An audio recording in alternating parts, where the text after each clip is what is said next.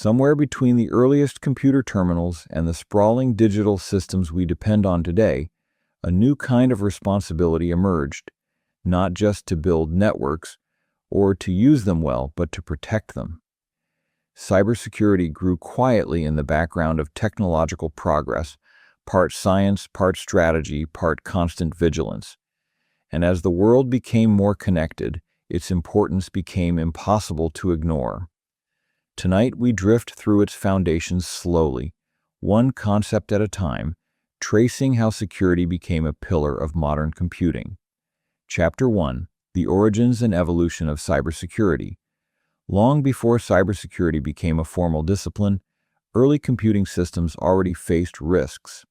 The earliest computers of the 1940s and 1950s operated in isolated environments, often in research centers, military facilities, or government laboratories. Access to these machines required physical presence, specialized knowledge, and clearance. Security at the time focused almost entirely on physical control, keeping unauthorized individuals out of rooms that contained sensitive equipment. Digital threats were minimal because digital systems were rare, disconnected, and highly specialized. As computing moved into universities and commercial organizations, shared access introduced new concerns. Multi-user systems required ways to protect files, applications, and memory spaces from interference. Operating systems began implementing basic access controls to ensure that one user could not inadvertently modify the data of another. These early protections laid the groundwork for the access control models used today. Even then, administrators recognized that trust could not be assumed simply because a user had access to a terminal. The development of computer networking in the 1960s and 1970s created a new layer of exposure. ARPANET, the predecessor to the modern Internet, linked geographically distributed sites for the first time. This connectivity introduced the possibility of remote misuse. Experimentation, academic curiosity, and occasional mischief demonstrated that systems could be probed without physical proximity. Even though the scale was small, the realization was significant. Once computers could talk to one another, they could also attempt to intrude on one another. By the 1980s, personal computers and commercial networks expanded rapidly. Organizations adopted email, shared databases, and internal communication systems. With new capability came new opportunity for unauthorized access.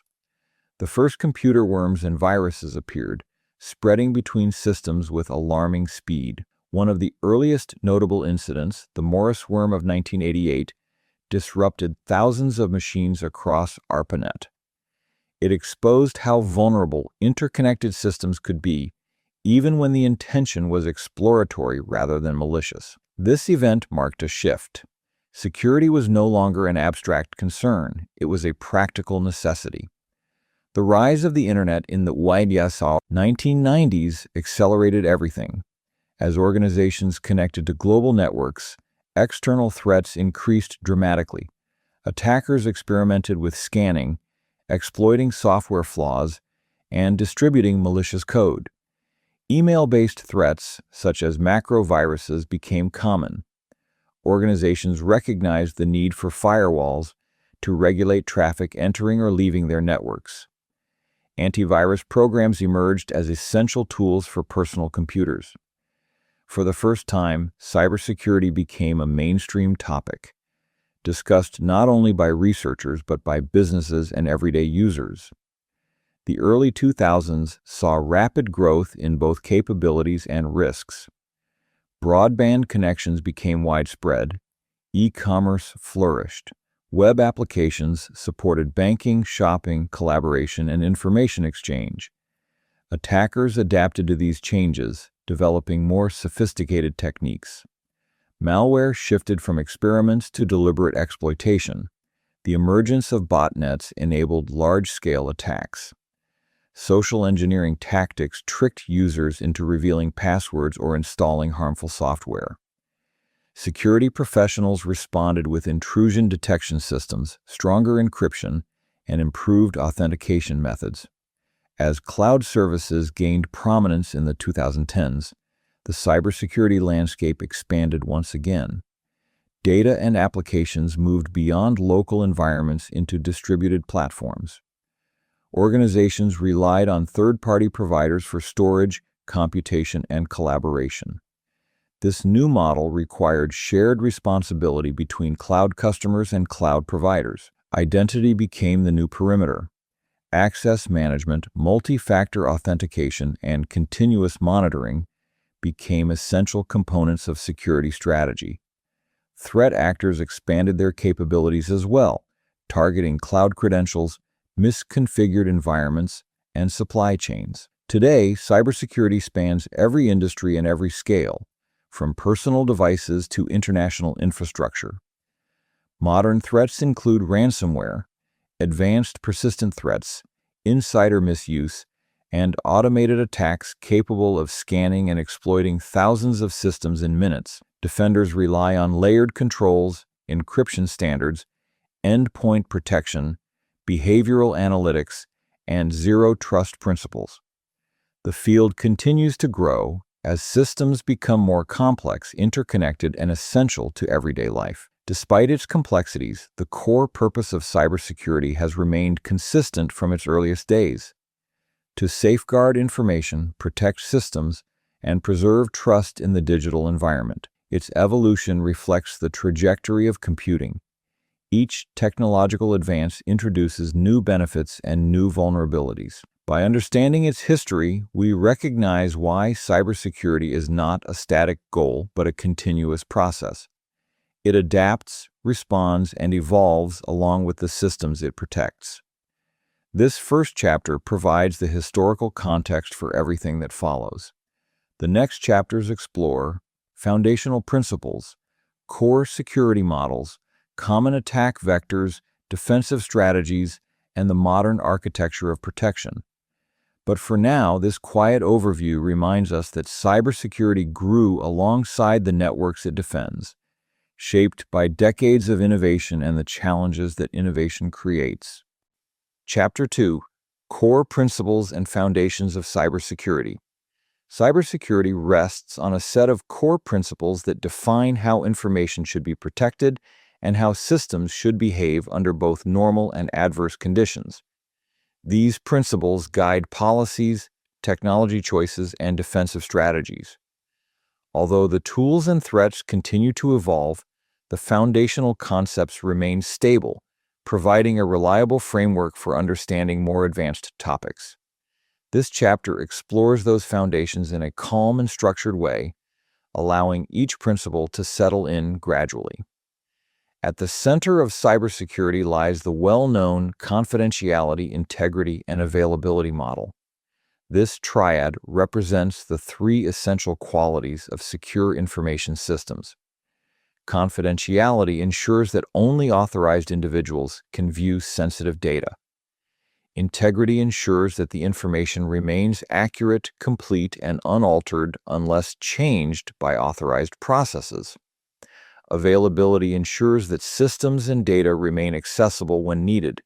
Each component is equally important. Strong confidentiality without availability still results in failure, and perfect availability without integrity can be dangerous. The triad provides a lens for evaluating risk and determining which controls are appropriate.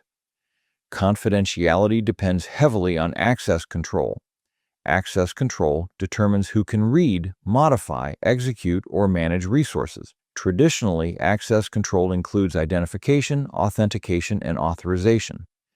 Identification provides a claimed identity. Authentication verifies that identity through passwords, tokens, biometrics, or certificates. Authorization grants specific permissions once a user or system is authenticated. Together, these mechanisms prevent unauthorized access and protect sensitive information. Over time, access control models have grown more advanced, but the core idea remains consistent. Not everyone should have access to everything.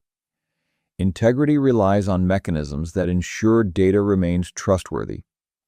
Checksums, hashing, digital signatures, and audit trails Verify that data has not been modified without authorization. Hashing converts inputs into fixed-length representations. Even tiny changes produce dramatically different outputs.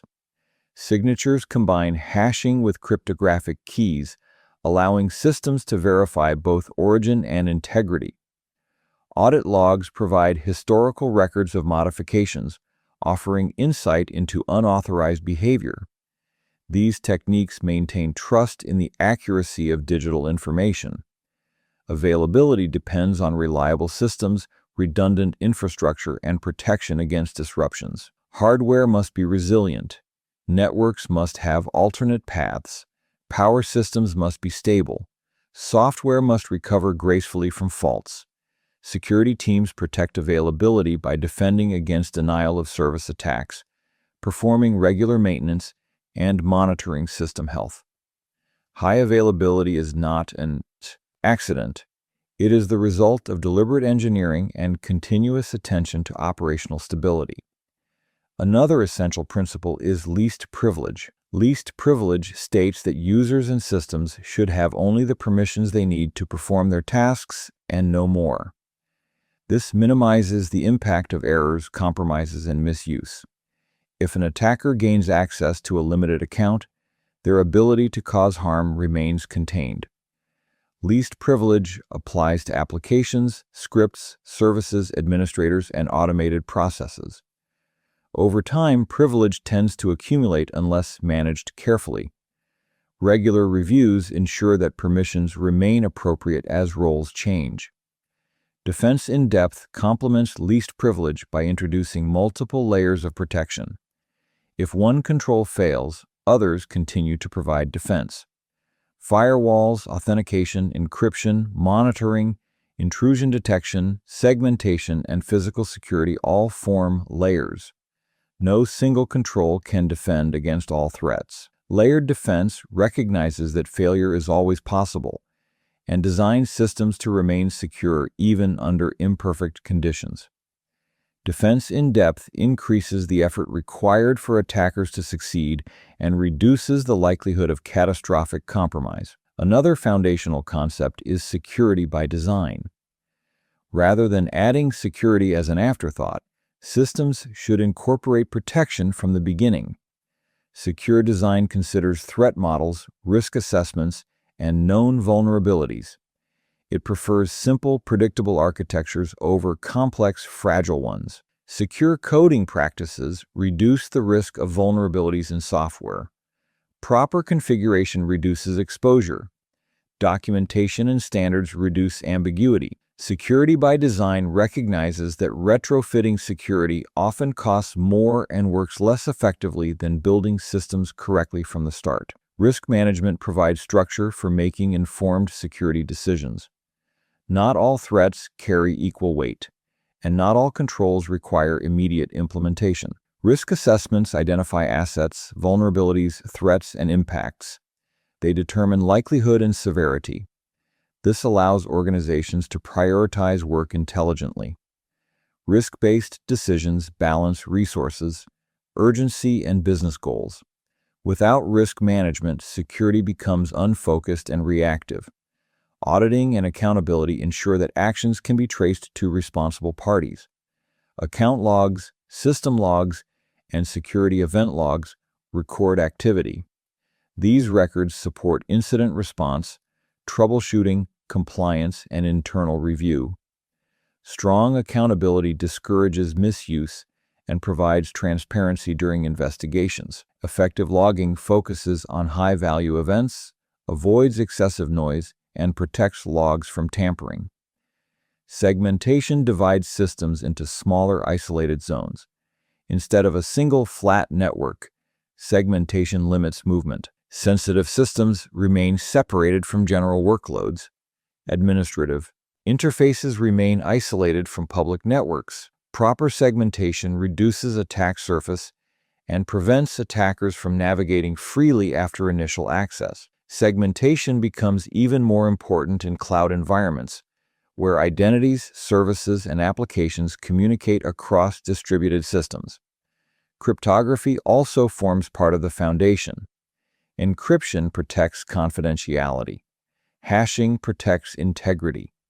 Digital certificates establish trust. Cryptographic protocols secure communication between browsers and servers, cloud applications and users, and devices across untrusted networks. Encryption ensures that even if attackers intercept data, they cannot read it. Modern security depends heavily on strong cryptographic standards and carefully managed keys.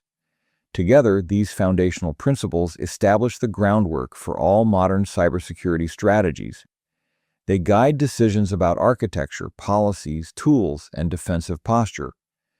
Later chapters will expand on these concepts, introducing systems such as zero-trust architecture, modern identity frameworks, cloud protection models, ransomware prevention, intrusion detection, secure development methods, and advanced monitoring techniques.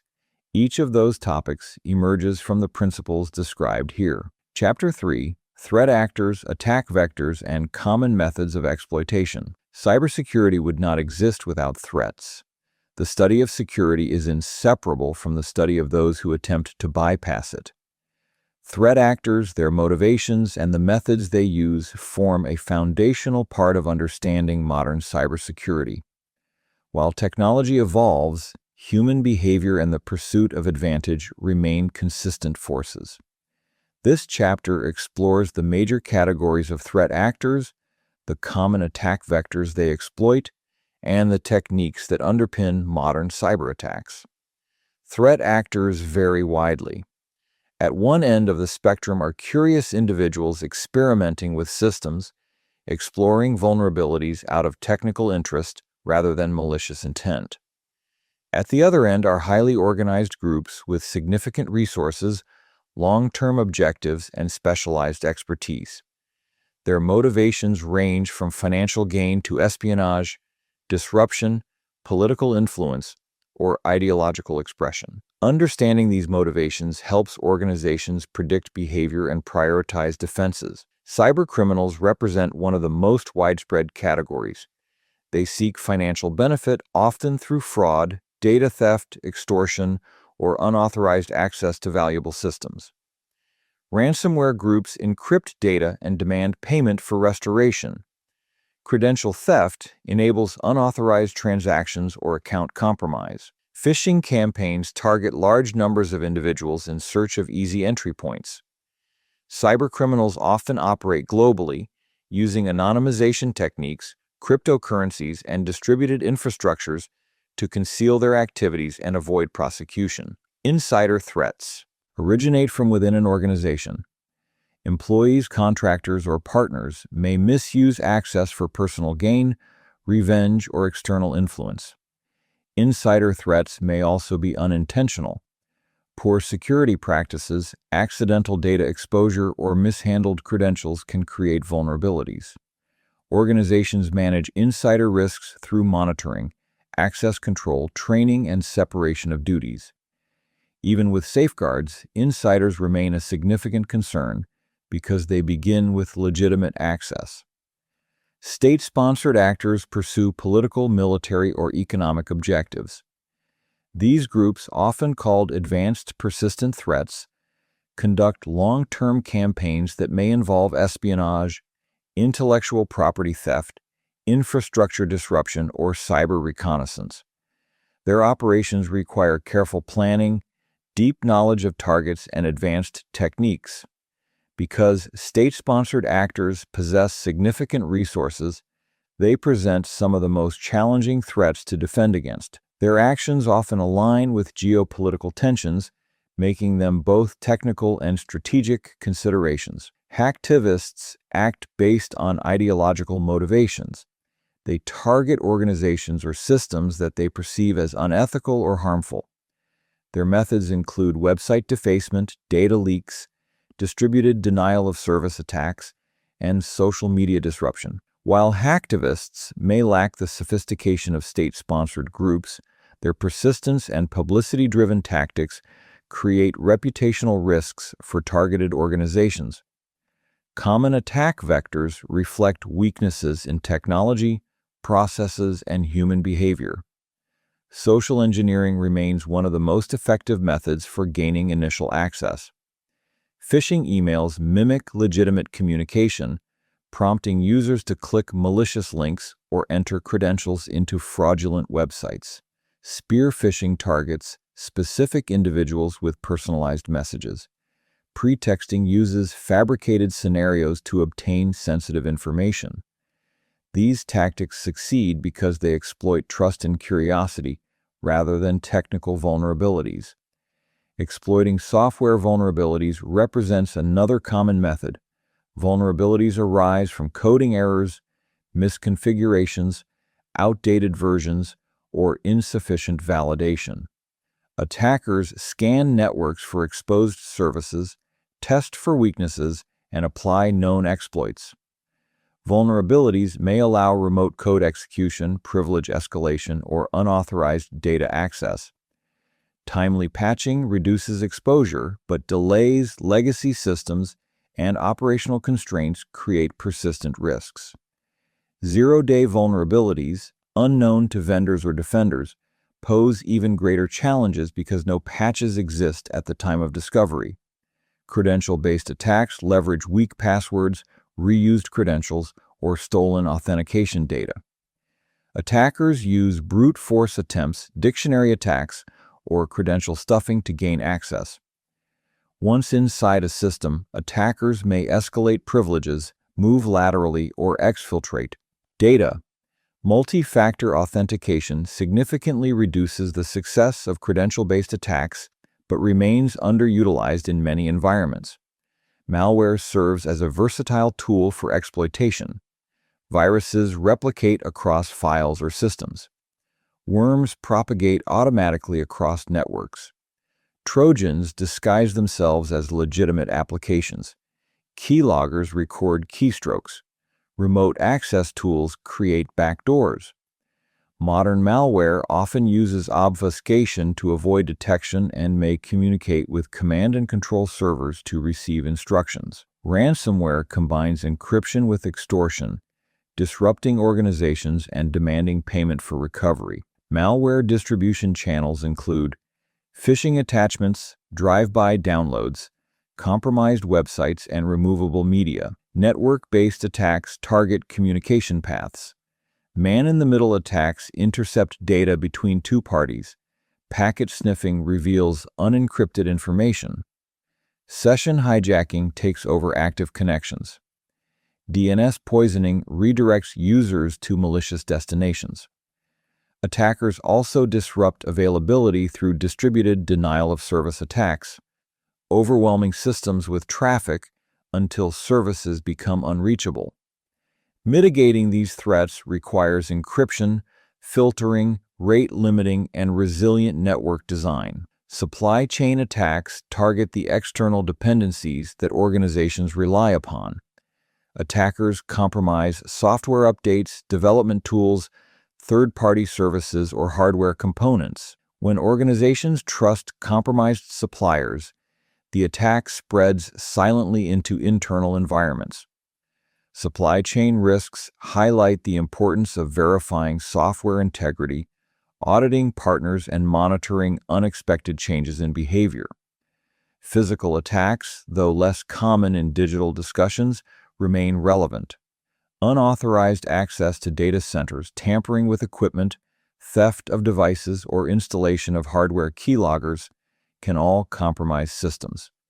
Physical security integrates with cybersecurity to form a unified protection strategy. Access controls, surveillance, badges, secure racks, and environmental monitoring help reduce these risks.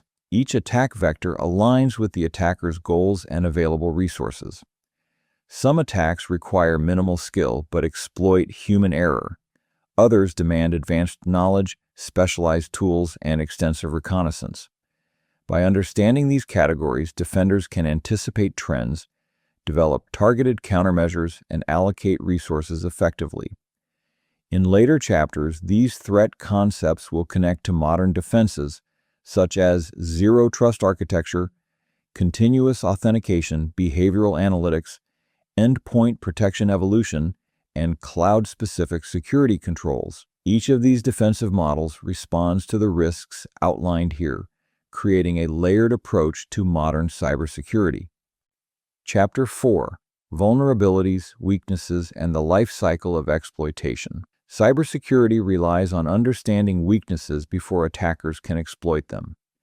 Every system, no matter how advanced, contains points where design choices, code mistakes, misconfigurations, or operational gaps introduce risk.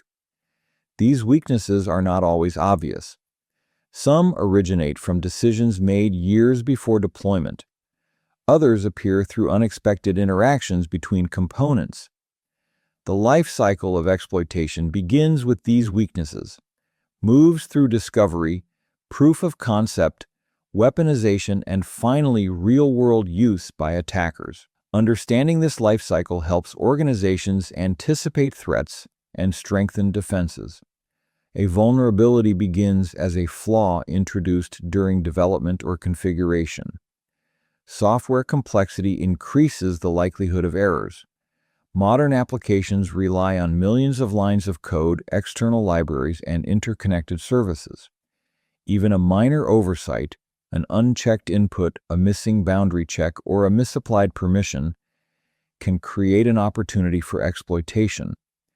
Hardware also introduces vulnerabilities. Microarchitectural issues, insufficient isolation, or flawed firmware can expose systems at levels deeper than software controls. Because vulnerabilities exist across code, hardware, and configuration, identifying and correcting them becomes an ongoing effort. Misconfigurations remain one of the most common sources of weakness. Systems may ship with default credentials, overly permissive access policies, or unnecessary services enabled. Cloud environments amplify this issue.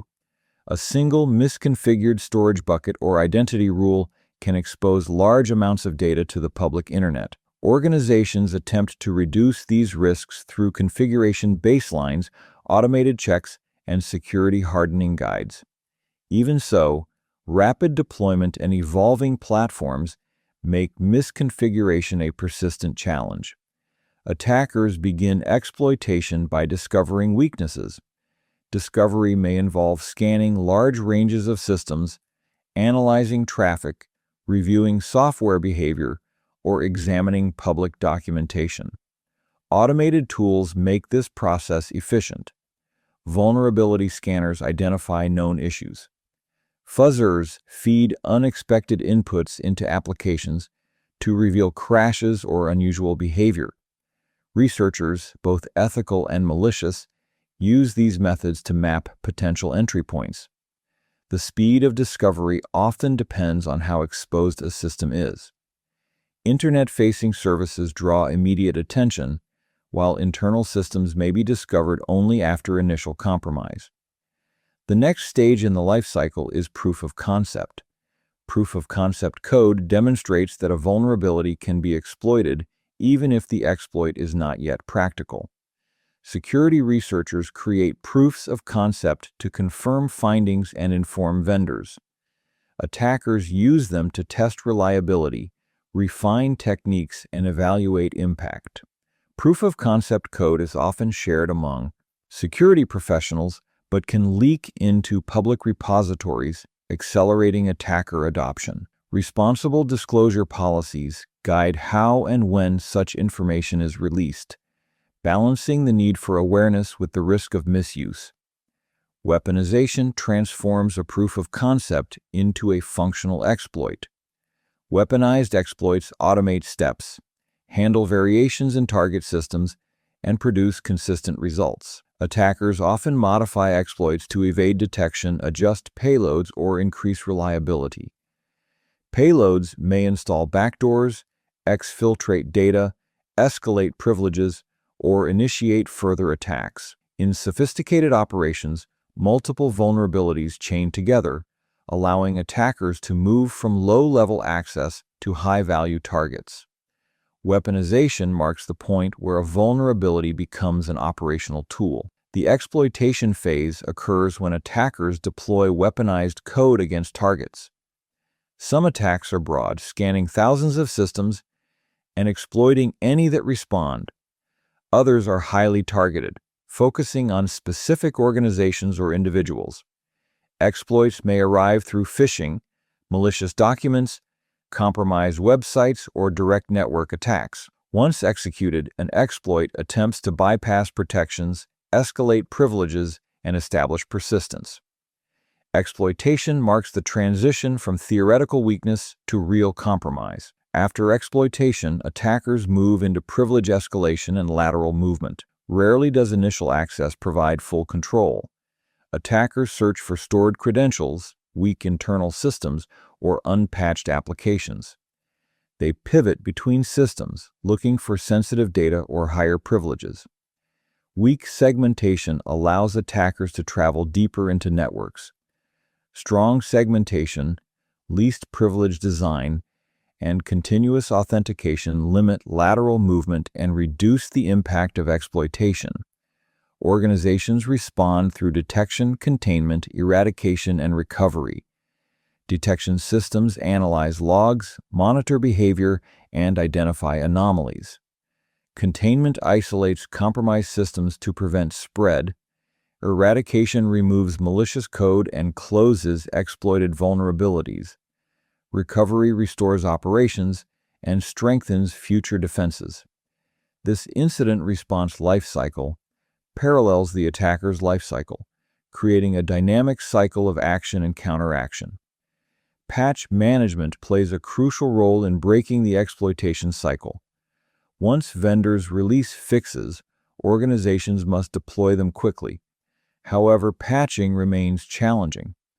Large environments contain thousands of systems, each with dependencies.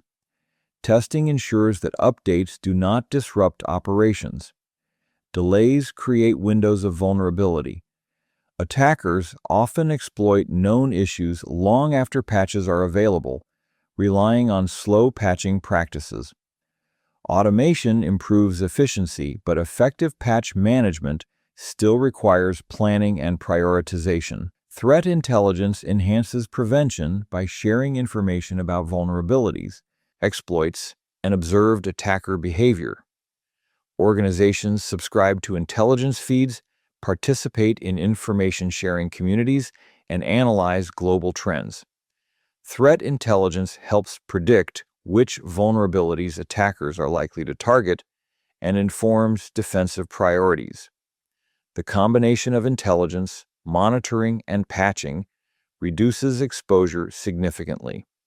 The vulnerability lifecycle ends only when systems are updated, misconfigurations corrected, and defensive measures applied, but because new vulnerabilities emerge continuously, the process repeats.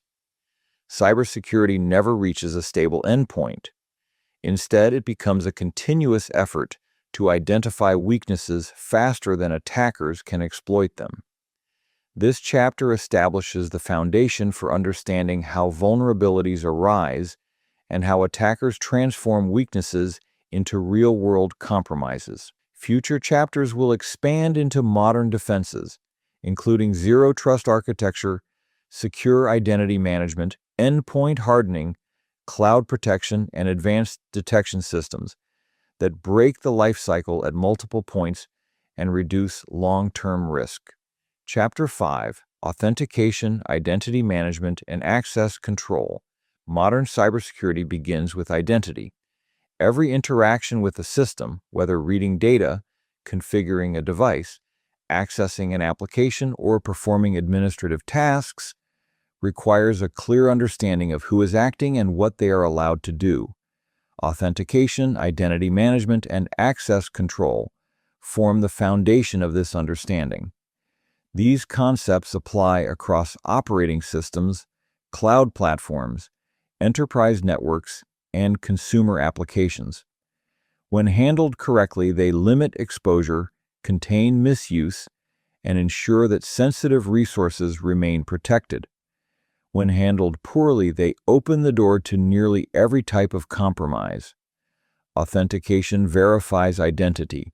It answers a simple but essential question: is this really the person or system they claim to be? Traditional authentication relied heavily on passwords. While passwords remain common, they suffer from predictable weaknesses. Users choose weak passwords, reuse them across services, and fall victim to phishing. Attackers use brute force attempts, credential stuffing lists, and password sprays to gain unauthorized access. These problems led to the evolution of stronger authentication systems. Multi-factor authentication improves verification by requiring more than one form of evidence. The classic categories include something you know, something you have, and something you are. Something you know refers to passwords or passphrases. Something you have includes hardware tokens, mobile authenticators, or smart cards. Something you are relates to biometrics such as fingerprints or facial recognition. By combining multiple categories, multi-factor authentication reduces the likelihood that attackers can impersonate users. Even stolen passwords become insufficient when additional factors are required. Single sign-on systems extend authentication across many applications. Rather than logging into each service separately, a user authenticates once through an identity provider, which then issues tokens to other applications. This approach reduces password fatigue, simplifies user experience, and centralizes policy enforcement. Modern identity providers support standards such as SAML, OAuth, and OpenID Connect. These standards allow applications to trust external identity systems without sharing passwords. Single sign-on increases convenience while improving control. Identity management systems maintain user accounts, roles, permissions, and authentication policies. They ensure that users have appropriate access and that changes in roles, departments, or employment status reflect promptly in permissions. Identity management integrates with directory services, cloud platforms, email systems, and enterprise applications. Automated provisioning and deprovisioning reduce human error. When organizations rely on manual account creation, inconsistencies and outdated privileges accumulate. Identity management provides structure and visibility across the entire access lifecycle. Authorization determines what authenticated users may do. While authentication establishes identity, authorization defines scope. Access control lists provide simple authorization through explicit rules. User A may read file B, Group C may modify directory D. Role-based access control simplifies management by assigning permissions to roles rather than individuals. A user in the finance role receives finance-specific permissions, while a user in the IT admin role receives administrative capabilities. As responsibilities change, updating the user's role automatically adjusts access. Role-based models reduce complexity and allow organizations to scale more effectively. Attribute-based access control extends this concept by evaluating multiple criteria, including device health, location, time of day, sensitivity of data, and identity attributes. This model reflects modern environments where users may connect from a range of devices and locations. For example, access may be permitted only from trusted devices or denied when risk conditions exceed thresholds. Attribute-based systems adapt dynamically, making authorization more flexible and context-aware. Least privilege remains a central principle across all access models. Users and systems receive only the permissions required to perform their tasks. This reduces opportunities for misuse, limits damage from compromised accounts, and minimizes lateral movement. Least privilege applies not only to human users, but also to service accounts, automated processes, and administrative tools. Without deliberate control, privilege tends to accumulate, increasing long-term risk. Regular reviews ensure that permissions remain appropriate and that unused accounts are removed promptly. Privileged access management focuses on accounts with elevated permissions. Administrative accounts can modify configurations, access sensitive data, and control critical systems. Because these accounts hold significant power, they require enhanced protection. Privileged access management systems enforce strong authentication, session monitoring, credential rotation, and just-in-time access. Just-in-time access grants temporary administrative privileges only when needed, reducing exposure. These systems log all privileged actions, supporting accountability and forensic analysis. Modern cybersecurity increasingly relies on centralized identity. Cloud platforms, enterprise software, and distributed applications use identity providers to enforce consistent policies and simplify management. Identity becomes the new perimeter. Instead of relying on physical network boundaries, organizations verify identity continuously, regardless of location.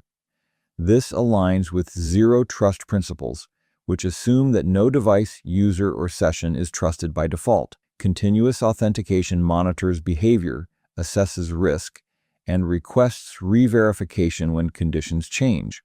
Passwords still exist, but passwordless authentication continues to grow. Passwordless methods rely on possession factors, biometric verification, or cryptographic keys stored in secure hardware. These systems reduce phishing risk, eliminate password reuse, and simplify login. FIDO2 standards support public key authentication across browsers and devices. Organizations adopt passwordless methods not only for convenience, but also for significantly stronger security. Access control also depends on session management. After authentication, systems establish sessions that represent ongoing identity.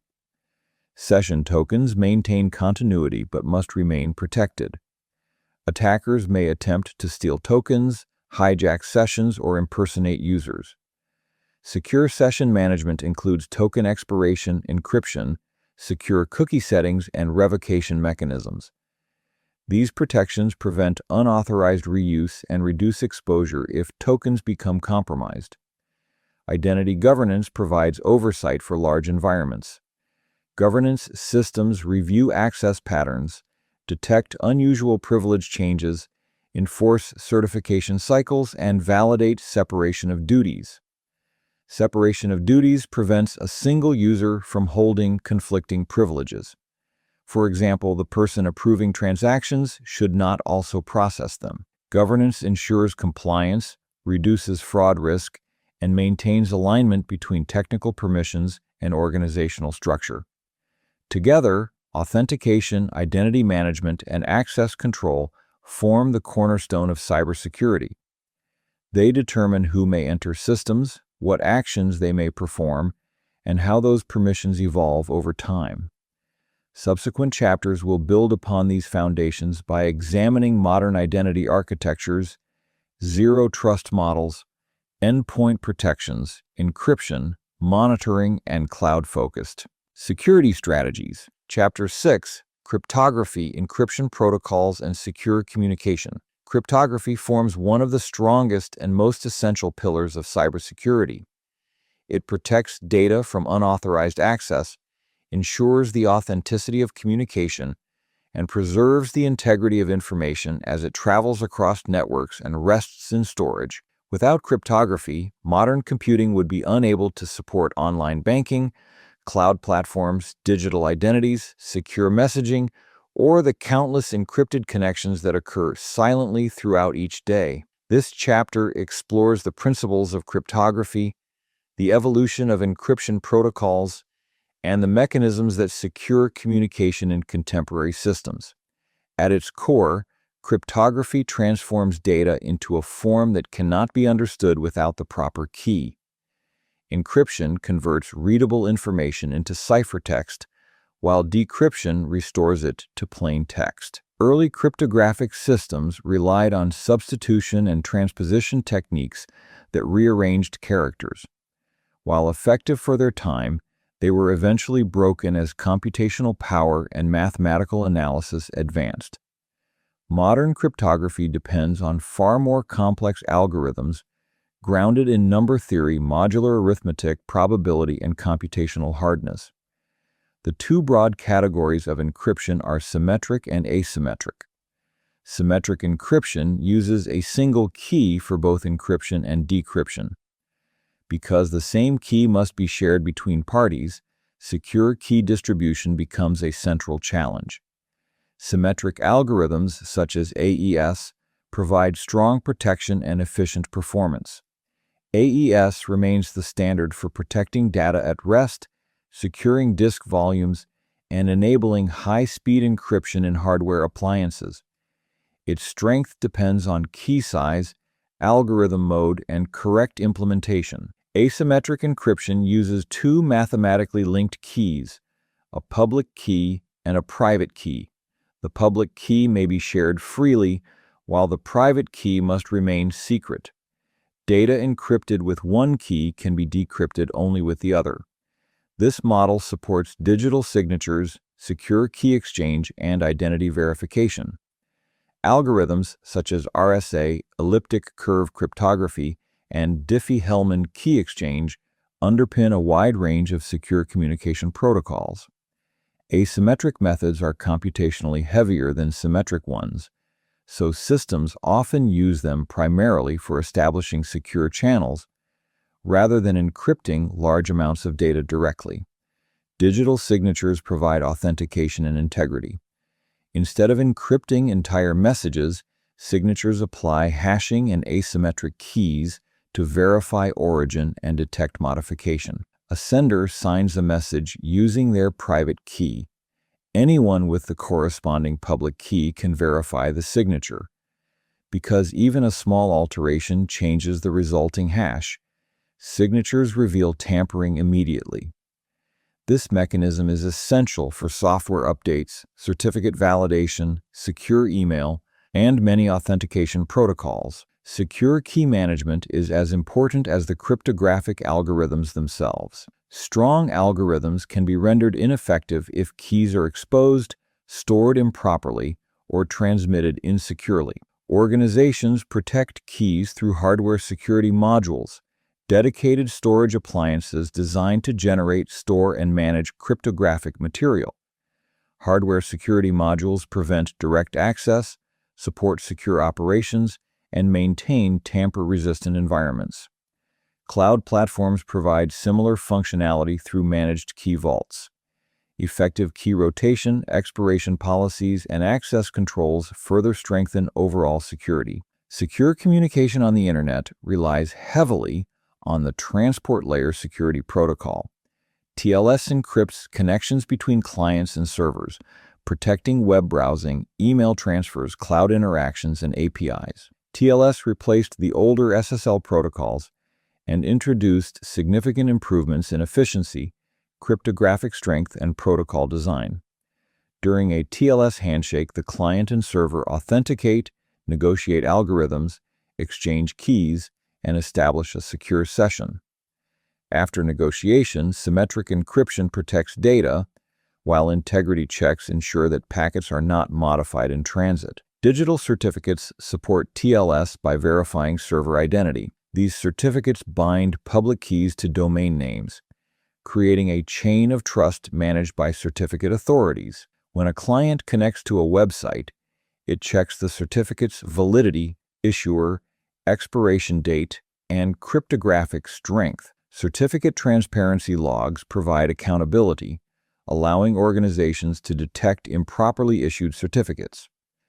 Automated certificate management ensures timely renewal and reduces the risk of expired or invalid credentials. VPN technologies extend secure communication beyond individual sessions.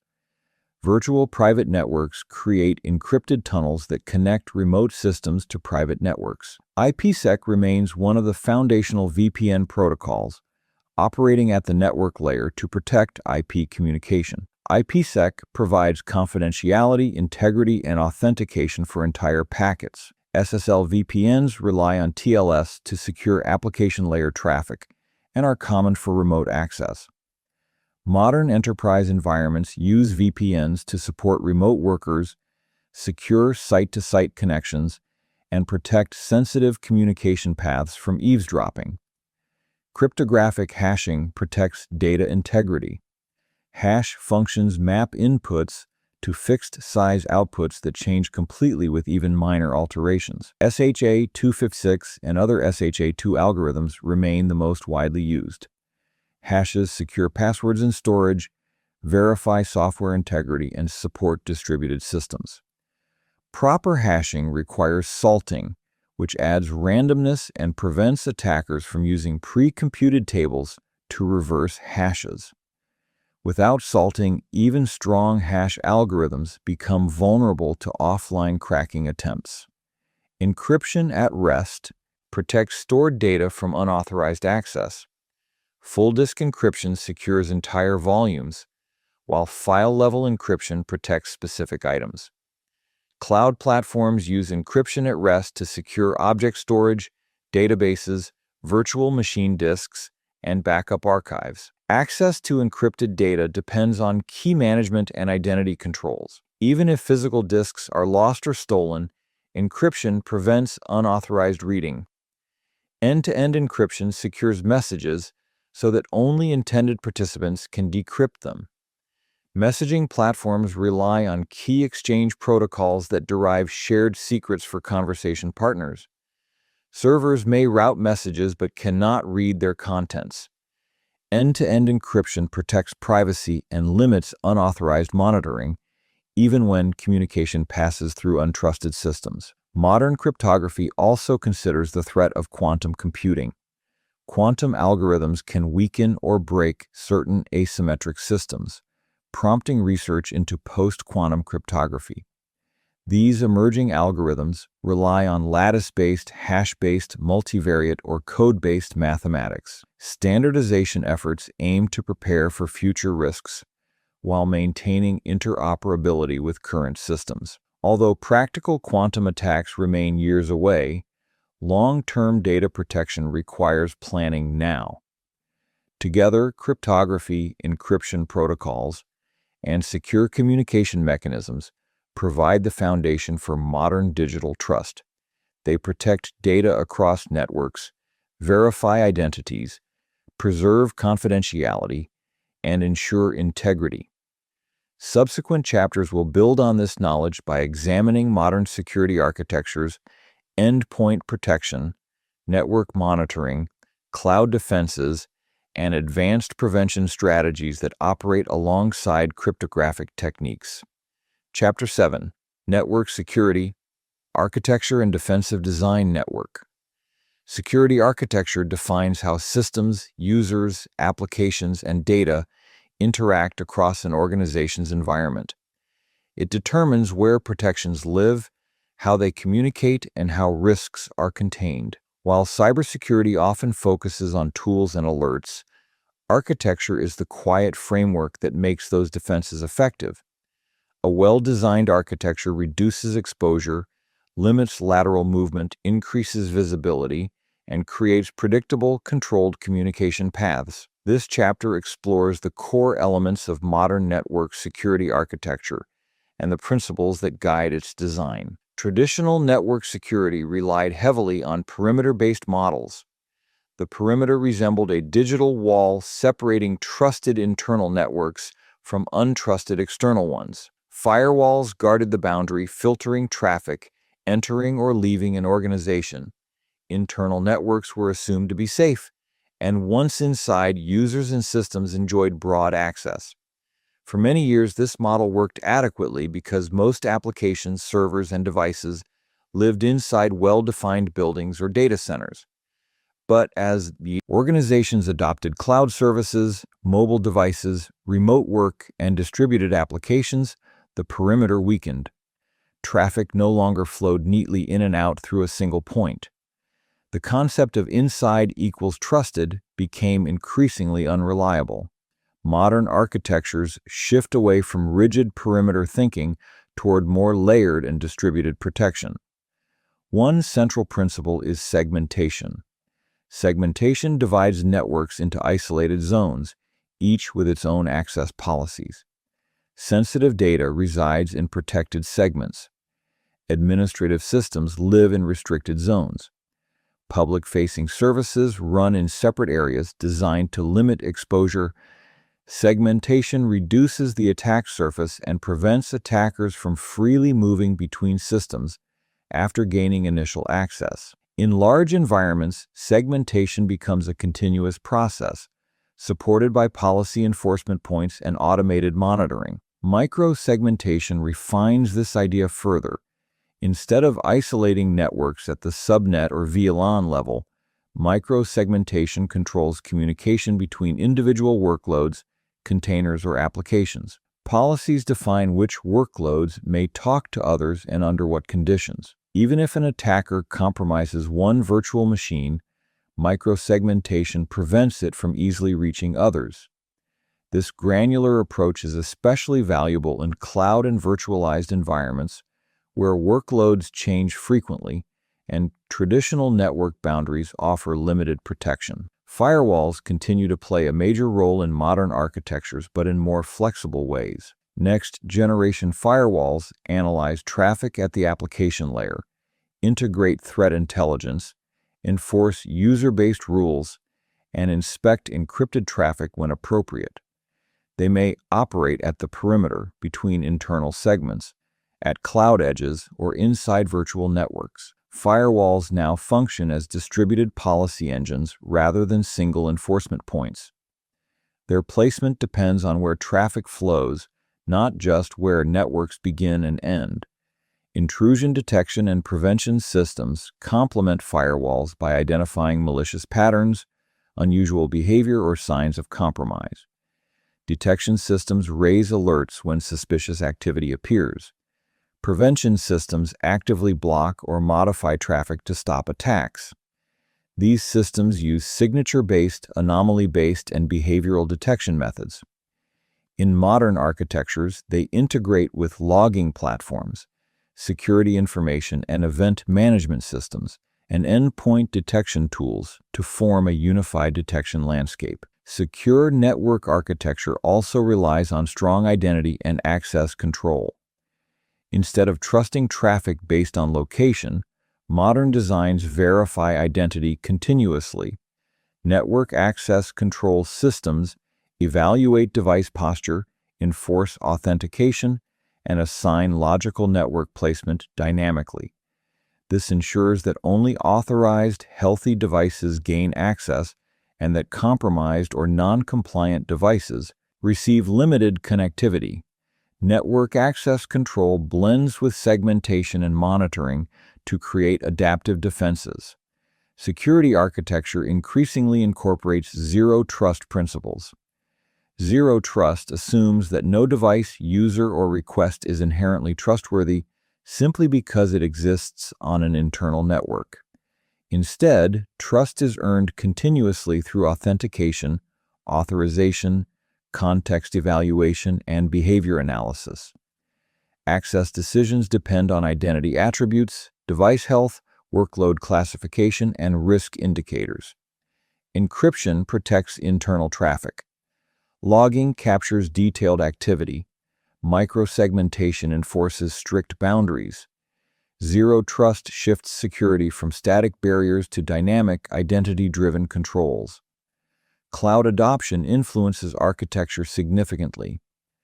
Cloud environments rely on virtual networks, security groups, identity policies, gateways, and managed firewalls. Traditional on-premise tools do not translate directly into cloud platforms. Instead, organizations design hybrid security architectures that integrate cloud and on-prem environments seamlessly. Encrypted tunnels or dedicated circuits connect environments, while centralized identity systems enforce consistent access policies. Logging pipelines aggregate data from both cloud and local networks, providing unified visibility. Application architecture also affects security design. Modern applications use APIs, containers, and microservices that communicate over internal networks. Service meshes introduce encrypted service-to-service communication and provide observability into traffic flows. API gateways enforce authentication, rate limiting, and request validation. Load balancers distribute requests while maintaining secure session handling. Application components may live across data centers, edge environments or cloud regions. Network security architecture adapts to support these distributed communication paths. Monitoring and visibility remain crucial architectural elements. Without visibility, even strong controls may fail silently. Network telemetry includes flow records, packet captures, DNS logs, authentication events, and alert data. Centralized monitoring platforms aggregate this information and analyze patterns. Visibility enables detection of unusual behavior, lateral movement, privilege misuse, and data exfiltration. Network architecture must ensure that monitoring points exist where traffic flows, including cloud environments, edge nodes, and internal segments. High availability reinforces the resilience of security architecture. Firewalls, gateways, and security appliances operate in redundant pairs. Load balancers distribute load to avoid bottlenecks. Routing infrastructure uses protocols that adapt to failures. These measures ensure that security does not become a single point of failure. A secure architecture must be both protective and reliable. Finally, documentation ties the architecture together. Clear diagrams, policy, descriptions, segmentation maps, and configuration baselines help teams maintain consistency as systems grow. Documentation supports incident response, onboarding, audits, and continuous improvement. Without it, even well-designed architectures become fragile over time. Network security architecture blends technology, policy, and design. It creates the framework that supports layered defenses, limits exposure, and prepares environments for modern threats. The next chapter will build upon these foundations by examining endpoint security, device hardening, and the evolution of host-based defenses. Chapter 8, Endpoint Security, Device Hardening, and Host-Based Defense. Endpoint security protects the devices that people use every day. Laptops, desktops, servers, mobile devices, and specialized systems that run critical operations. While network architecture provides broad layers of defense, endpoints remain one of the most frequent targets for attackers. They store credentials, handle sensitive data, execute software, and often act as the first entry point into larger environments.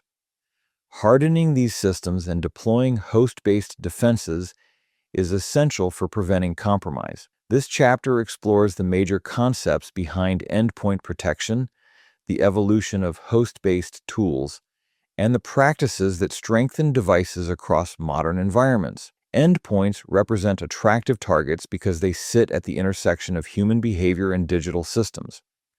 Unlike routers or firewalls, endpoints run diverse applications, connect to varied networks, and interact with the wider internet. Many attacks begin when a user clicks a link, opens an attachment, installs unverified software, or interacts with a malicious website. Even highly secure organizations cannot eliminate human error entirely, so endpoint defenses seek to reduce the impact of mistakes and catch malicious behavior before it spreads. The foundation of endpoint security begins with system hardening. Hardening removes unnecessary components, disables unneeded services, applies least privilege principles, and configures systems securely. Operating systems ship with many features enabled by default for convenience, but those features expand the attack surface. Hardening guides recommend disabling unused ports, removing outdated software, configuring secure permissions, and enforcing strong authentication. Application whitelisting restricts systems to approved software, preventing unauthorized programs from running. Hardening transforms a general-purpose system into a controlled, predictable environment. Patch management forms another critical part of endpoint defense. Attackers frequently target vulnerabilities in operating systems, browsers, office suites, and drivers. Successful exploitation often relies on outdated software. Timely patching closes known vulnerabilities before attackers can exploit them. However, patching at scale presents challenges. Organizations must test updates, schedule maintenance windows, track compliance, and ensure coverage across remote devices. Automated patching systems help coordinate this process, reducing delays and maintaining consistent security. Endpoint protection platforms represent the evolution of traditional antivirus. Early antivirus tools relied solely on signature-based detection, comparing files to known malware patterns. While effective in early eras, signature-only systems struggle against modern threats that evolve quickly or use obfuscation. Endpoint protection platforms combine signatures with heuristic analysis, behavioral monitoring, machine learning, and cloud-based threat intelligence. They examine file behavior, network connections, process activity, and unusual patterns. When suspicious activity appears, the system alerts administrators or blocks execution. Behavioral detection is particularly important for identifying ransomware, privilege escalation attempts, and unknown malware strains. Endpoint detection and response extends these capabilities further. EDR tools monitor systems continuously, capturing detailed telemetry, process trees, file modifications, registry changes, and user activity. This information supports early detection and provides deep visibility during incident response. When alerts trigger, analysts can examine the chain of events, isolate devices, terminate malicious processes, and collect forensic evidence. EDR transforms endpoints from silent participants into sources of insight and defensive strength. Application control plays an important role in host-based defense. Rather than allowing any executable to run, application control restricts systems to approved software or validates digital signatures prior to execution. This model significantly reduces the likelihood of malicious code running successfully. When combined with least privilege, application control prevents unauthorized changes and limits the ability of attackers to escalate privileges. Secure configuration applies to both operating systems and applications. Baselines define the required settings for firewalls, logging, event auditing, user permissions, browser behavior, and remote access. Configuration management tools enforce baselines and detect drift when systems deviate from required states. Drift occurs naturally as users install software, change settings, or connect to external devices. Detecting and correcting drift preserves the effectiveness of hardening efforts. Disk encryption protects data at rest. Even if a device is lost or stolen, encrypted disks prevent unauthorized access. Full disk encryption ensures that the entire volume remains protected unless the correct authentication method is used during startup. For mobile endpoints, disk encryption reduces the risk of data exposure in public spaces or during travel. Encryption also supports compliance requirements for organizations handling regulated or sensitive information. Email security integrates with endpoint defense because many attacks begin with email. Filtering systems scan attachments, validate links, inspect headers, and quarantine suspicious messages. Advanced email protections use sandboxing, executing attachments in isolated environments to observe behavior before delivering them. Combined with endpoint defenses, email security reduces the likelihood that malicious content reaches or compromises a user's device. Mobile device management extends endpoint security to smartphones and tablets. These devices often contain corporate data, access cloud resources, and store authentication tokens. Mobile device management platforms enforce encryption, screen lock requirements, application restrictions, and remote wipe capabilities. When a device becomes lost, stolen, or compromised, administrators can remove corporate data remotely. Mobile security becomes increasingly important as remote work and mobile-first workflows expand. Identity also plays a large role in endpoint defense. Devices must authenticate to networks, cloud services, and local resources. Certificates, hardware-backed keys, and conditional access policies ensure that only trusted devices gain connectivity. Device posture, such as patch status, configuration compliance, or antivirus health, can influence access decisions. Conditional access denies or restricts access from devices that fail to meet security requirements. Host-based firewalls add another layer of endpoint protection. These firewalls control inbound and outbound connections, reducing exposure to unauthorized traffic. While network firewalls protect broad segments, host-based firewalls refine control at the device level. They prevent lateral movement, contain potential infections, and enforce policies specific to individual systems. Finally, logging and monitoring turn endpoints into active participants in security strategy. Logs capture authentication events, failed attempts, administrative actions, system changes, and abnormal behavior. Centralized log collection and analysis enable early detection of compromise. When combined with network monitoring, endpoint logs provide a comprehensive view of activity, supporting correlation and in-depth investigation. Together, endpoint security, device hardening, and host-based defenses form a critical layer within modern cybersecurity architecture.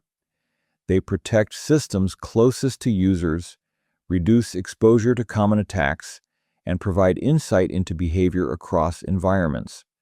Following chapters will expand further into monitoring systems, incident response processes, cloud protections, and the advanced techniques needed to secure modern digital infrastructure.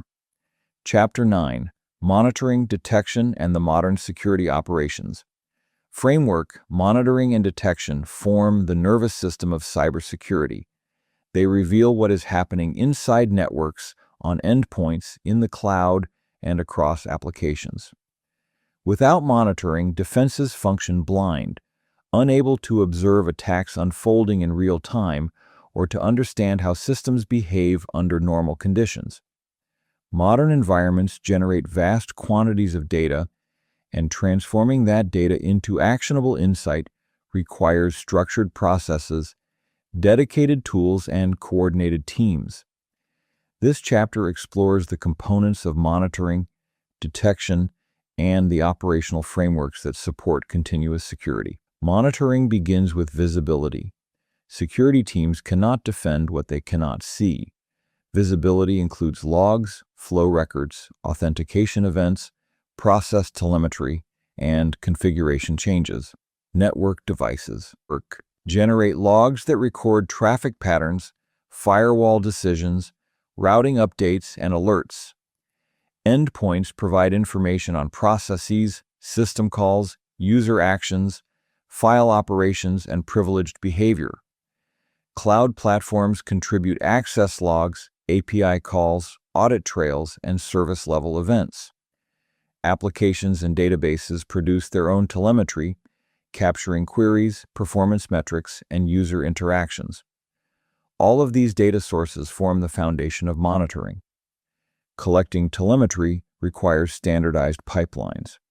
Security information and event management platforms centralize logs from disparate systems. These platforms normalize data, apply timestamps, and provide a search interface. Security teams build queries, dashboards, and alerts to identify suspicious patterns. Modern systems may also integrate with cloud-based logging platforms that scale dynamically as environments grow. While raw data offers potential insights, structured analysis transforms it into meaningful information. Detection mechanisms operate on this data. Traditional detection relied primarily on signatures, patterns that match known threats.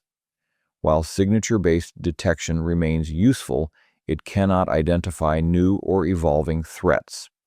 Modern detection uses behavioral analytics, machine learning, anomaly detection, and correlation rules. Behavioral analytics examine how users and devices normally behave. When activity deviates significantly from established baselines, alerts trigger. For example, a user who typically logs in from one location may suddenly authenticate from a distant region. A server that usually communicates with internal systems may attempt outbound connections to unexpected addresses. These deviations signal potential compromise. User and entity behavior analytics expand behavioral detection across users, devices, applications, and workloads. These systems identify abnormal patterns, privilege misuse, lateral movement, and early signs of insider threats. They correlate thousands of events to highlight unusual combinations that may otherwise go unnoticed. Machine learning models refine detection over time, improving accuracy as they learn from historical data. Although machine learning is not perfect, it enhances coverage and reduces manual effort. Intrusion detection systems analyze network traffic. Network detection tools inspect packets, flag suspicious payloads, detect scanning behavior, and identify command and control communication. Detection may occur through signatures, heuristics, or anomaly-based techniques. Network detection complements endpoint monitoring by catching threats that do not leave obvious traces on individual devices. Because threats often move laterally across internal networks, network detection provides critical insight into early attacker activity. Security operations centers coordinate monitoring and detection efforts. A security operations center serves as the hub for visibility, analysis, and response. Analysts review alerts, investigate anomalies, and manage incidents. Security operations centers may operate in-house, through managed service providers, or in hybrid models. Effective operations centers require trained personnel, documented procedures, incident classifications, and clear communication channels. Without structure, alerts become overwhelming and incidents may go unnoticed. Detection must balance sensitivity and precision. Systems that alert on every anomaly create noise, overwhelming analysts and obscuring real threats. Systems that focus too narrowly may miss important signals. Tuning detection rules becomes a continuous process involving feedback, adjustment, and refinement. Analysts review false positives, identify patterns, and adjust thresholds. Over time, tuning improves accuracy and reduces unnecessary alerts. Monitoring also supports compliance, auditing, and governance. Many industries require detailed logs, retention policies, and regular review. Monitoring systems provide evidence for regulatory requirements. They support investigations, demonstrate adherence to policy, and ensure transparency across critical operations. Compliance-driven monitoring enhances security indirectly by encouraging consistent practices and documentation. Threat intelligence enhances detection. Intelligence feeds provide information about new vulnerabilities, active campaigns, malicious domains, and attacker tools. Integrating intelligence into monitoring systems improves detection of known threats. When intelligence reveals new indicators of compromise, analysts update rules and filters.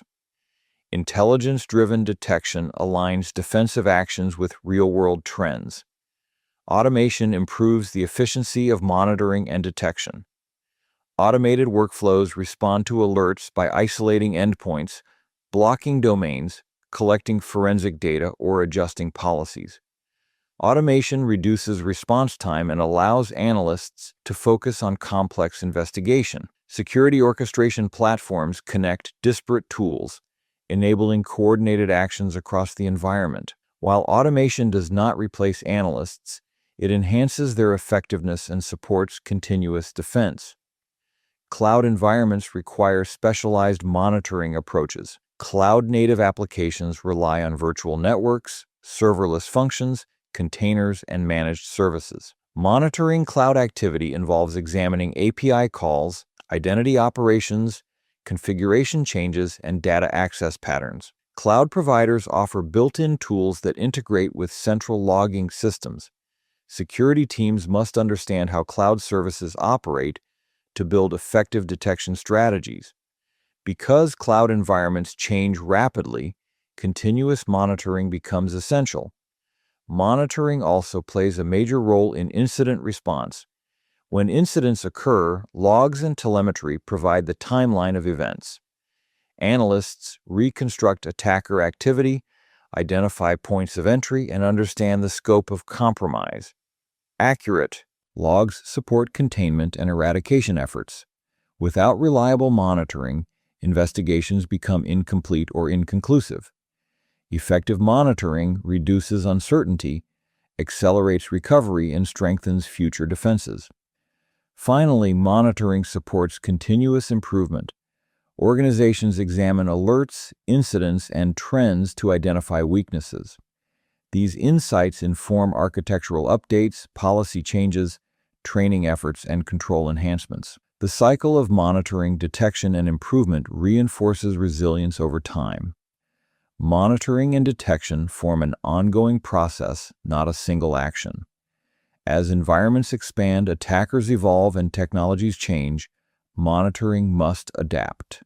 Strong visibility, structured analysis, and coordinated operations create the foundation for identifying threats early and responding effectively. The next chapter will build on these concepts by exploring the incident response lifecycle, containment strategies, and recovery processes essential to maintaining security in modern digital environments.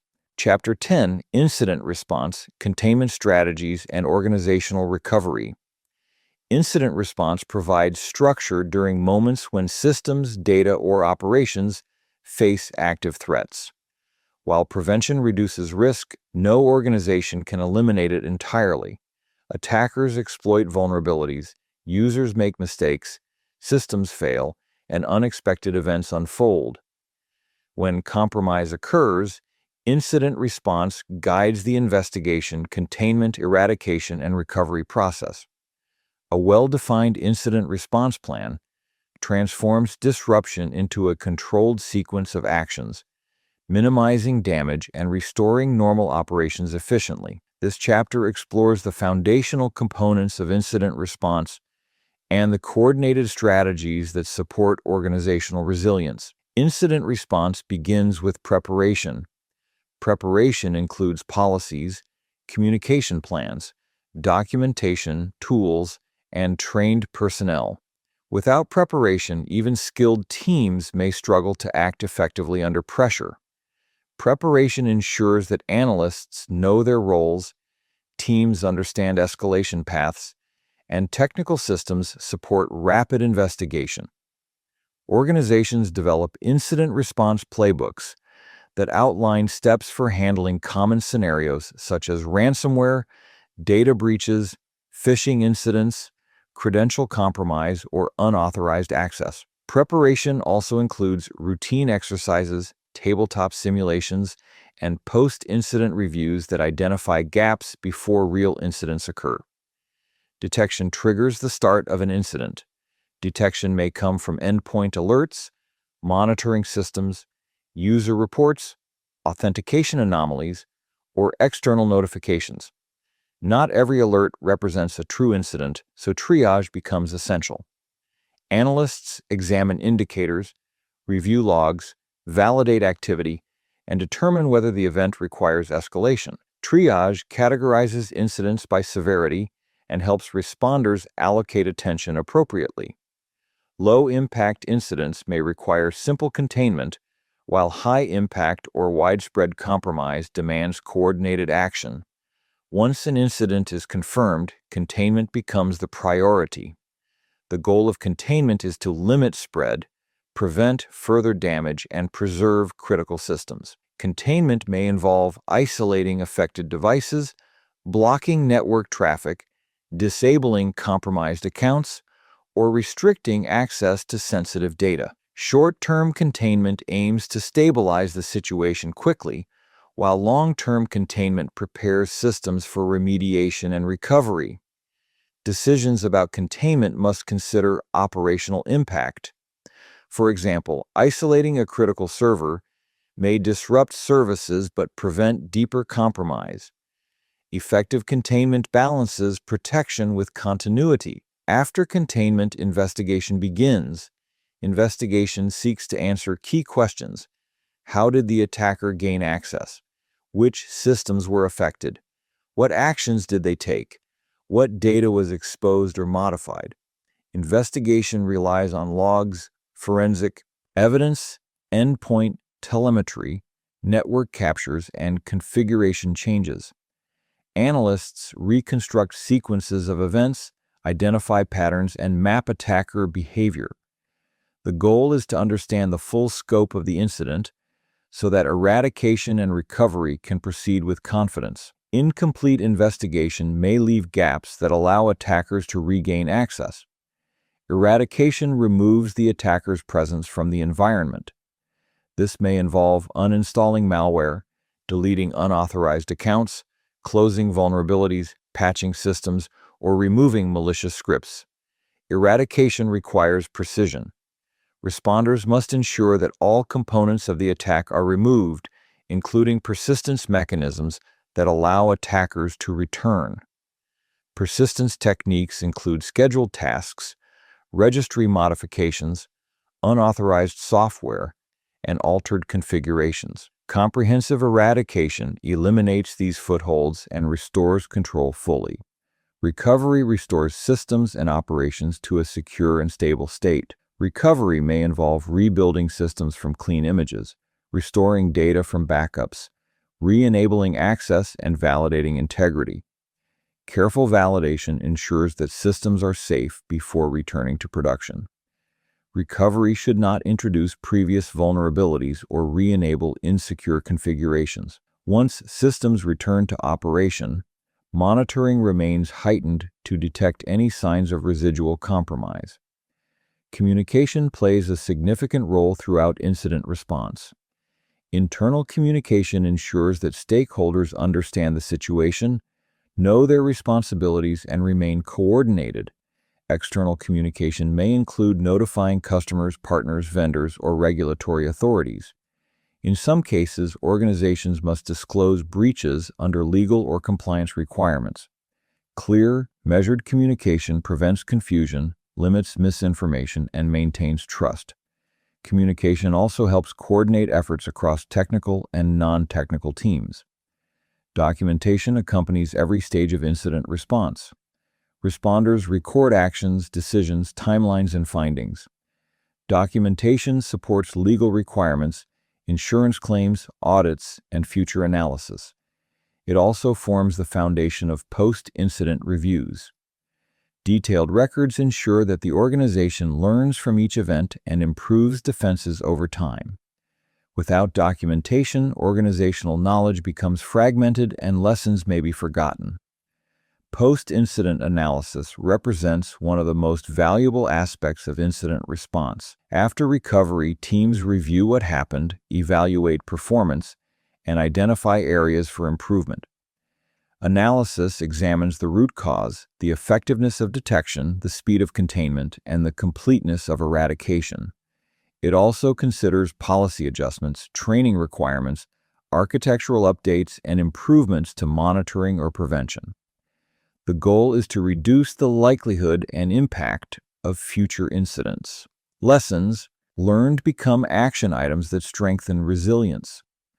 Organizations also integrate threat intelligence into incident response. Intelligence helps analysts understand the tools, techniques, and motivations of attackers. When a new incident arises, intelligence offers context and guides investigation. Analysts compare indicators of compromise with known threat actor behavior, allowing faster detection and more accurate containment. Intelligence-driven response improves awareness and helps organizations anticipate emerging threats. Modern environments increasingly rely on automation to support incident response. Automated tools isolate endpoints, block malicious domains, collect logs, or quarantine suspicious files. Automation accelerates response and reduces manual workload. However, automation must be designed carefully to avoid unintended consequences. Critical systems require human oversight to prevent disruption. When implemented correctly, automation enhances response efficiency without sacrificing safety. Incident response must adapt to cloud and hybrid environments. Cloud services generate logs, events, and alerts distinct from traditional on-prem systems. Responders require familiarity with cloud APIs, identity policies, resource configurations, and native security tools. Cloud incident response includes examining identity misuse, configuration drift, unauthorized access keys, and API call patterns. Hybrid environments demand integration between cloud and on-prem processes to maintain consistent response across both domains. Finally, organizational culture influences the success of incident response. A culture that encourages early reporting, transparency, and communication strengthens resilience. Users must feel comfortable reporting suspicious activity without fear of blame. Security teams must collaborate with IT development and leadership to ensure aligned priorities. Culture supports continuous improvement and reinforces the value of preparation. Incident response transforms uncertainty into order. Through structured processes, coordinated teams, and clear strategies, organizations navigate disruption and restore stability. The next chapter will continue expanding into risk management, organizational controls, governance models, and the frameworks used to guide long-term cybersecurity strategy. Chapter 11, Risk Management, Organizational Governance, and Security Frameworks. Cybersecurity depends not only on technical controls but also on strategic decision-making. Risk management, governance models, and standardized frameworks provide structure for understanding threats, prioritizing resources, and guiding long-term security investments. Without these organizational principles, defenses may become reactive, inconsistent, or misaligned with real business needs. Risk management offers a disciplined way to assess what matters most, identify vulnerabilities, and implement appropriate safeguards. Governance ensures accountability, oversight, and alignment with strategy. Frameworks integrate best practices into coherent models that organizations can follow. Together, these elements form the backbone of mature cybersecurity programs. Risk management begins with identifying assets.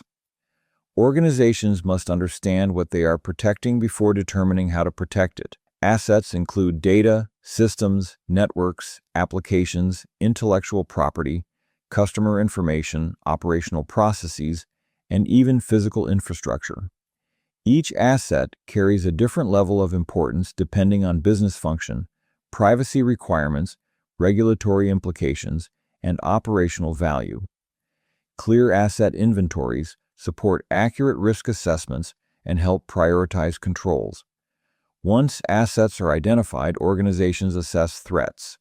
Threats include malicious actors, insider misuse, system failure, accidental data exposure, natural disasters, or supply chain compromise.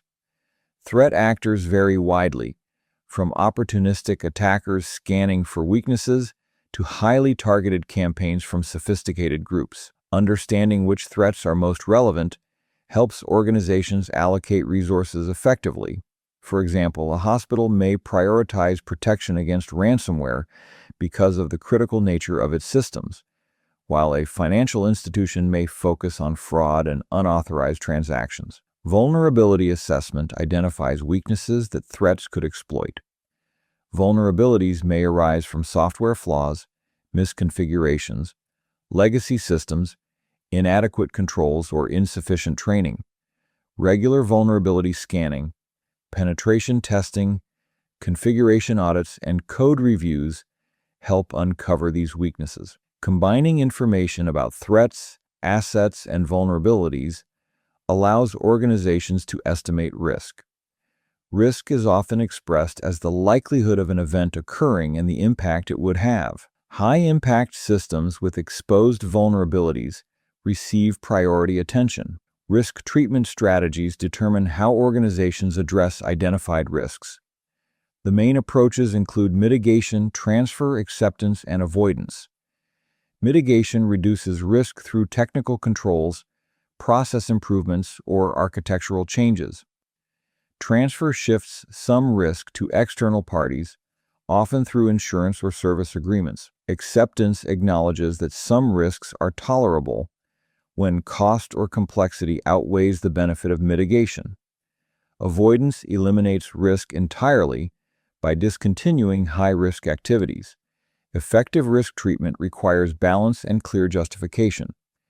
Governance structures support risk management by defining roles, responsibilities, policies, and decision-making processes. Governance ensures that cybersecurity aligns with organizational goals, complies with legal requirements, and receives appropriate oversight. Senior leadership plays a central role, providing direction, approving budgets, and evaluating performance.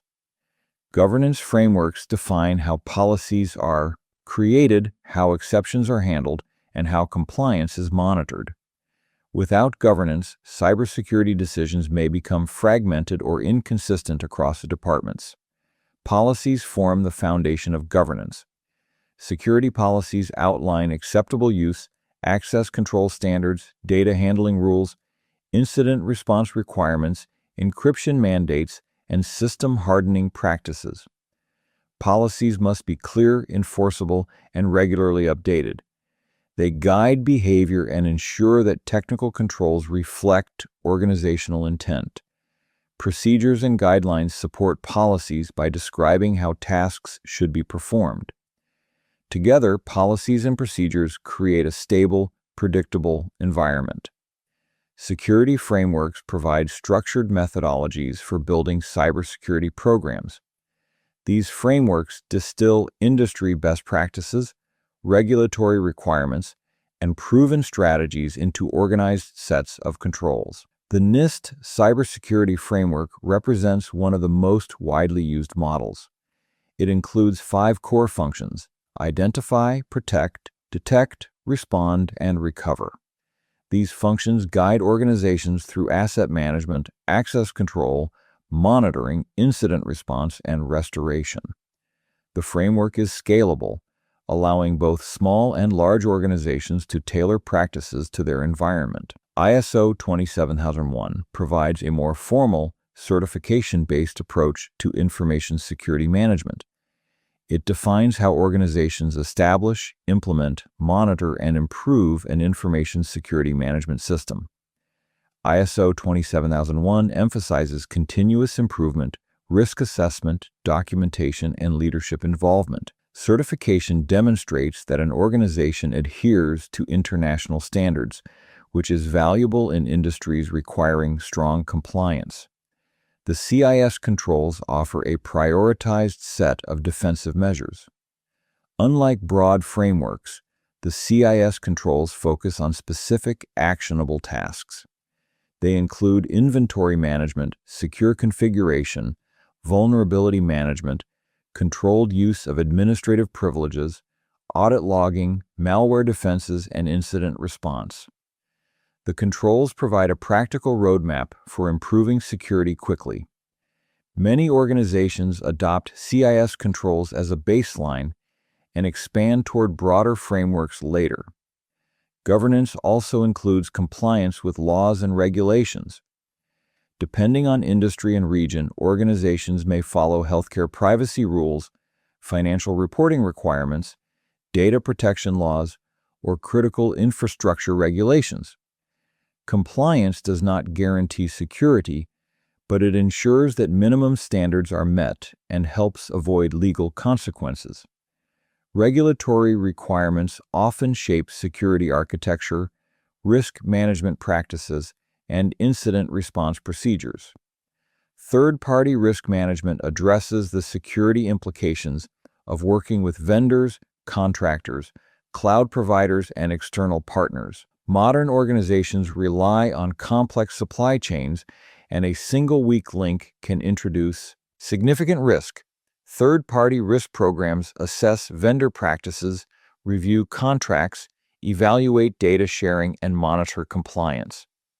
Some organizations require independent audits or certifications. Supply chain attacks highlight the importance of understanding external dependencies and validating trust continuously. Governance extends into culture and training. Even well-designed controls depend on human behavior. Security awareness training educates employees about phishing, safe browsing, strong authentication, and responsible data handling.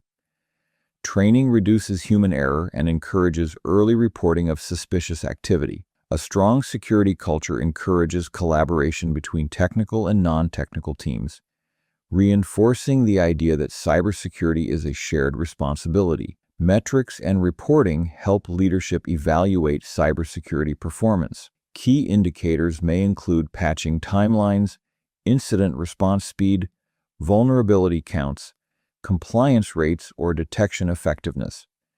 Metrics provide visibility into strengths and weaknesses.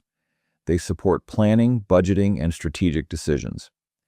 Mature programs refine metrics continuously to ensure they reflect meaningful insight. Risk management, governance, and frameworks together form the strategic layer of cybersecurity.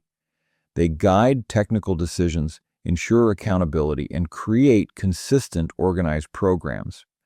Without these foundations, defenses may appear strong but lack coordination or long-term sustainability. The next chapter will continue building on these concepts by exploring cloud security, shared responsibility models, and the architectural requirements of modern cloud environments. Chapter 12, Cloud Security, Shared Responsibility, and Protection Across Distributed Environments. Cloud computing reshaped cybersecurity by shifting workloads, storage, and applications away from traditional on-premises systems and into distributed environments managed by external providers. This transition brought scale, flexibility, and global reach, but it also introduced new security challenges. Instead of securing isolated data centers, organizations must now protect resources spread across multiple regions, services, and platforms. Cloud security depends on understanding shared responsibility, applying strong architectural principles, enforcing identity-driven controls, and maintaining continuous visibility across dynamic environments. This chapter explores the foundations of cloud security and the strategies organizations use to safeguard distributed systems. At the core of cloud security lies the shared responsibility model. Cloud providers secure the underlying infrastructure, including physical data centers, hardware, networking, and foundational services. Customers remain responsible for securing the data they store, the identities they manage, the applications they deploy, and the configurations they choose. The balance of responsibilities varies by cloud model. In infrastructure as a service environments, customers manage virtual machines, operating systems, and network configurations. In platform as a service environments, application security becomes the primary focus. In software as a service environments, customer responsibility concentrates on access control, data governance, and integration. Misunderstanding shared responsibility often leads to gaps where threats can operate undetected. Identity becomes the new perimeter in cloud environments. Traditional firewalls and network boundaries offer limited protection when users connect from varied locations and when workloads communicate across virtual networks. Cloud security relies heavily on identity and access management, enforcing strong authentication, least privilege, conditional access, and continuous verification. Role-based access control defines what actions users and services may perform. Attribute-based policies refine access using context such as device health, network location, or risk indicators. The principle of least privilege applies not only to human users, but also to service accounts and automation tools. Because identity misuse causes many cloud incidents, precise access policies serve as the first line of defense. Misconfiguration remains one of the most common cloud security risks. Cloud platforms provide flexible, powerful tools, but incorrect settings can expose sensitive data. Publicly accessible storage buckets, overly permissive identity roles, unrestricted network rules, and unprotected interfaces often result from human error. Automated configuration scanning helps detect misconfigurations early. Cloud security posture management tools analyze accounts continuously, highlight risky settings, enforce baselines, and alert administrators to drift. Configuration consistency becomes essential as environments grow in scale and complexity. Network architecture in the cloud differs significantly from traditional data centers. Cloud networks rely on virtual private networks, route tables, security groups, and access control lists. Instead of physical appliances, cloud platforms use managed firewalls and distributed filtering layers. Segmentation remains a key security principle, isolating sensitive workloads into restricted subnets. Private endpoints allow services to communicate without traversing public networks. Encrypted tunnels connect cloud environments to on-premises networks, forming hybrid architectures. Designing secure cloud networks requires understanding how traffic flows between services, regions, and accounts. Encryption plays a central role in cloud protection. Cloud providers offer encryption for data in transit and at rest across most services. Although the providers manage the underlying encryption mechanisms, customers control the keys through cloud-based key management systems. Key policies define who may access, rotate, and use encryption keys. Sensitive environments may use hardware-backed keys or customer-managed key stores. Strong key governance ensures that encrypted data remains protected even if unauthorized access occurs elsewhere. Monitoring and logging remain essential in cloud environments, but require cloud-native tools. Cloud platforms record authentication events, API calls, configuration changes, and service-specific logs. These logs reveal how resources are accessed, how policies change, and how workloads behave. Centralized log aggregation provides visibility across regions and accounts. Security information and event management systems integrate cloud logs into broader monitoring workflows.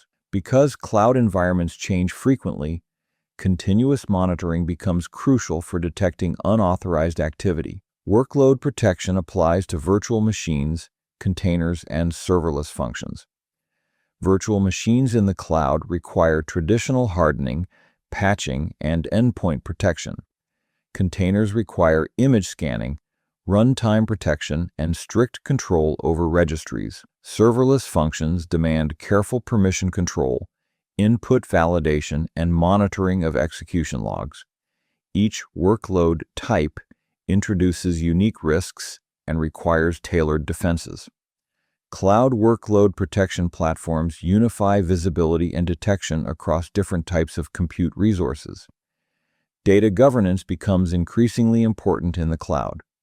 Organizations must classify their data, apply retention policies, enforce encryption, and control sharing. Access logging and audit trails show how data moves across environments. Data loss prevention tools monitor for unauthorized transfers, unusual downloads, or misrouted information. Cloud storage systems include versioning, lifecycle rules, and object-level permissions that help preserve integrity and reduce exposure. API security plays a prominent role in cloud environments because many cloud services rely on APIs for communication and management. Attackers may exploit exposed APIs, misconfigured permissions, or weak authentication.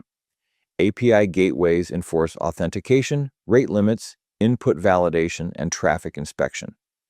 They ensure that APIs follow consistent security policies. Monitoring API activity reveals unusual usage patterns, failed authentication attempts, or bursts of unauthorized calls. Cloud environments must also address challenges posed by shadow IT. Teams may deploy resources without formal security oversight, resulting in unmanaged workloads and exposed data. Governance frameworks help organizations standardize deployment practices, enforce approval processes, and maintain visibility across all cloud accounts. Centralized management reduces the risk of unnoticed or misconfigured environments. Finally, secure cloud architecture includes resilience and recovery. Cloud platforms offer high availability, geographic redundancy, and automated scaling, but these features require deliberate configuration. Backup policies must ensure that critical data persists across regions.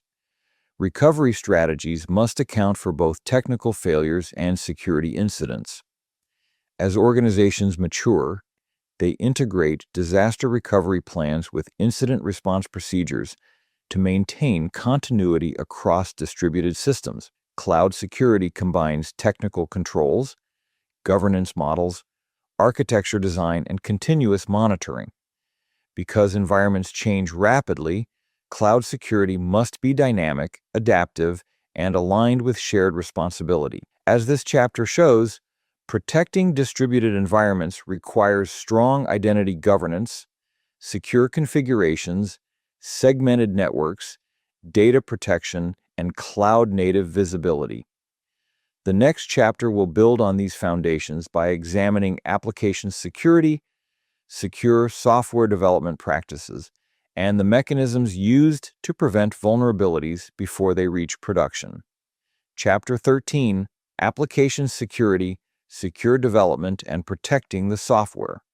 Lifecycle, application security focuses on preventing vulnerabilities within software itself. While networks, endpoints, and cloud environments provide layers of defense, applications often represent the final interface where users interact with systems and where data is processed directly. Because applications run logic, accept input, and handle sensitive information, they become attractive targets for attackers. Secure application development seeks to prevent vulnerabilities from entering code, detect potential weaknesses early, and enforce strong protections throughout deployment. This chapter examines secure development, testing techniques, and the measures used to protect applications across their entire lifecycle. Application security begins with understanding the software development lifecycle. Each phase introduces opportunities for vulnerabilities to emerge. Requirements gathering shapes the scope and expectations of the application. Design choices determine architecture, data flow, trust boundaries, and communication paths. Implementation introduces actual code which may contain errors, oversights, or insecure patterns. Testing validates behavior but may not capture all conditions.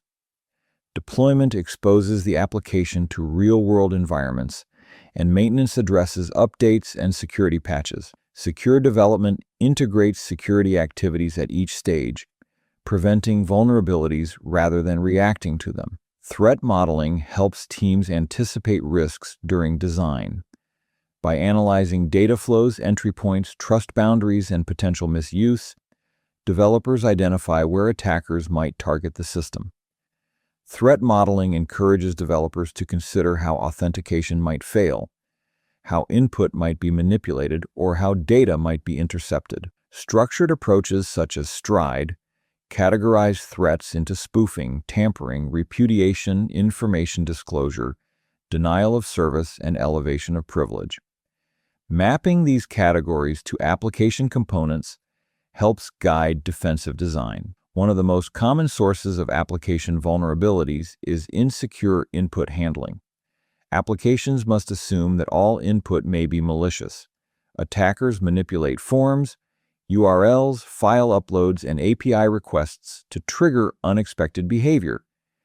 Input validation ensures that values meet expected formats, lengths, and types. Encoding and sanitization protect against injection attacks. SQL injection remains one of the most well-known examples, where attackers alter database queries by injecting malicious statements. Parameterized queries and object relational mapping tools reduce this risk significantly. Cross-site scripting represents another frequent vulnerability. Attackers inject scripts into web pages, causing browsers to execute unauthorized code. This may steal cookies, redirect users, or perform actions on behalf of victims. Output encoding, content security policies, and strict input validation mitigate this risk. Cross-site request forgery also targets web applications by tricking users into sending unauthorized requests. Anti-forgery tokens, same-site cookie settings, and protective headers reduce exposure. Authentication and session management create critical security boundaries. Weak authentication allows attackers to impersonate users or gain unauthorized access. Secure applications enforce strong password policies, support multi-factor authentication, and protect credential storage. Session management must prevent session hijacking, fixation, and replay. Secure cookies, token expiration, and encrypted communication reduce these risks. Modern applications often rely on OAuth, OpenID Connect, or SAML for authentication, integrating with centralized identity providers. Secure coding practices help prevent subtle errors that attackers may exploit. Developers avoid hard-coded credentials, minimize risky functions, apply least privilege, and handle errors carefully. Detailed error messages can reveal system details that aid attackers. Logging must capture important events while avoiding exposure of sensitive data. Secure coding standards, such as those provided by OWASP or CERT, guide developers toward safe patterns and highlight dangerous practices. Testing plays a major role in application security. Static application security testing analyzes code without executing it, identifying insecure functions, improper data handling, and potential vulnerabilities. Dynamic application security testing evaluates running applications by interacting with interfaces, sending crafted input, and monitoring behavior. Interactive application security testing combines elements of both approaches. Penetration testing simulates real-world attacks, discovering issues that automated tools may miss. Regular testing throughout development strengthens security and reduces the likelihood of vulnerabilities reaching production. Software composition analysis examines third-party libraries and dependencies. Modern applications rely heavily on external components, which may contain vulnerabilities or licensing issues. Software composition analysis identifies outdated libraries, flags known vulnerabilities, and supports dependency updates. Supply chain security has become increasingly important as attackers target software repositories, package managers, and build systems. Secure build pipelines verify source integrity, sign artifacts, and use isolated environments to prevent tampering. Runtime protection safeguards applications after deployment. Web application firewalls filter traffic, block malicious input, and detect abnormal patterns. They operate alongside application logic, providing an additional layer of defense. Runtime application self-protection tools monitor internal behavior, intercept malicious actions, and block attacks automatically. These systems recognize suspicious execution patterns, privilege misuse, and exploitation attempts within the application context. Cloud-native applications introduce additional security considerations. Microservices architectures split applications into smaller components that communicate through APIs. While this improves scalability and flexibility, it also increases the number of interfaces and potential vulnerabilities. API gateways enforce authentication, rate limits, input validation, and traffic control. Service meshes encrypt internal communication, enforce policies, and provide observability. Containerized applications require secure image creation, registry control, isolation mechanisms, and runtime protection. Patch management applies to applications as much as to operating systems. Vulnerabilities discovered after deployment must be fixed promptly. Development teams maintain version control. Systems track updates and deploy new releases through continuous integration pipelines. Automated testing ensures that updates do not introduce new issues. Rapid patching reduces the window of vulnerability and prevents attackers from exploiting known issues. Documentation also supports application security. Architecture diagrams, data flow maps, coding standards, and policy descriptions provide guidance for development teams. Documentation helps maintain consistency, supports onboarding, and preserves institutional knowledge. Clear documentation also supports audits, compliance efforts, and long-term maintenance. Finally, application security must adapt over time. As threats evolve, developers revise coding practices, update libraries, and adjust architectural patterns. Regular reviews, training, and secure development programs reinforce a culture where security becomes an integral part of software creation. Application security protects the interface where users and systems interact most directly. Strengthening the software lifecycle reduces vulnerabilities, prevents exploitation, and supports reliability. The next chapter will explore advanced cybersecurity topics, including artificial intelligence in security, automated defense, and emerging technologies that shape the future landscape of protection. Chapter 14: Emerging Technologies, Automated Defense, and the Future of Cybersecurity. Cybersecurity continues to evolve alongside the technologies it protects. As systems grow more complex and interconnected, defenders rely increasingly on automation, analytics, artificial intelligence, and advanced infrastructure to maintain security at scale.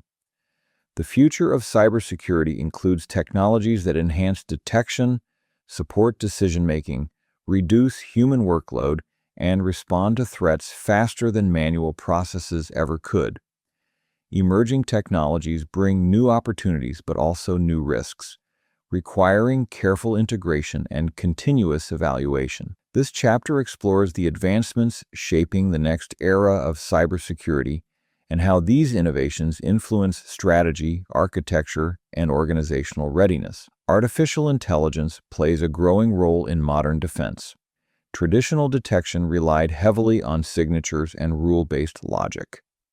While effective for known threats, these methods struggle with rapidly changing attack patterns. Machine learning algorithms analyze massive volumes of data, identify subtle anomalies, and adapt to evolving behavior. Models learn from historical activity, detect deviations in user behavior, classify suspicious files, and highlight unusual network communication. Artificial intelligence supports early detection by surfacing risks that may escape manual review. However, machine learning models require careful tuning, verification, and monitoring to avoid false positives, bias, or oversights. Artificial intelligence enhances defense, but does not replace human judgment. Automated response systems extend the capabilities of detection tools. When alerts trigger, automation can isolate endpoints, disable accounts, block domains, or gather forensic evidence. These actions reduce response time and prevent attackers from establishing deeper footholds. Security orchestration and automation platforms coordinate actions across tools, integrating with firewalls, identity systems, endpoint protection platforms, and cloud services. Automated workflows allow organizations to handle common incidents consistently and efficiently. However, automation must be designed with safeguards. Overly aggressive automation can disrupt operations, while insufficient automation may leave gaps. Effective automated defense finds balance through validation, policy controls, and human oversight. Zero Trust architecture represents another major evolution in cybersecurity strategy. Traditionally, networks operated on assumptions of internal trust. Once users or devices joined the network, they received broad access. Zero Trust eliminates these assumptions. Instead, every request requires verification, authorization, and context evaluation. Identity, device health, location, and behavior influence access decisions. Communication occurs through encrypted channels, and segmentation restricts movement. Zero Trust becomes increasingly important as organizations adopt cloud services, remote work, and distributed systems. The future of cybersecurity integrates Zero Trust principles deeply into architecture, identity management, and access control frameworks. The expansion of connected devices introduces significant security challenges. The Internet of Things adds billions of sensors, appliances, cameras, medical devices, industrial controllers, and embedded systems to global networks. Many devices lack strong security features, ship with default credentials, or rely on outdated software. Attackers often exploit these weaknesses to build botnets, disrupt operations, or gain access to internal networks. Protecting connected devices requires strong network segmentation, continuous monitoring, secure firmware updates, and strict identity controls. As more industries rely on automation and device integration, securing the Internet of Things becomes essential for long-term resilience. Industrial control systems and critical infrastructure face growing risk from sophisticated attacks. Energy grids, manufacturing lines, transportation systems, and water facilities rely on controllers that were not originally designed for modern threats. While these systems emphasize safety, reliability, and uptime, their security features may be limited. Cyber attacks targeting industrial environments can disrupt operations, cause physical damage, or threaten public safety. The future of industrial security includes segmentation, monitoring, anomaly detection, and secure remote access. Collaboration between cybersecurity teams and operational technology groups becomes necessary to integrate safety and security principles effectively. Quantum computing represents both opportunity and challenge.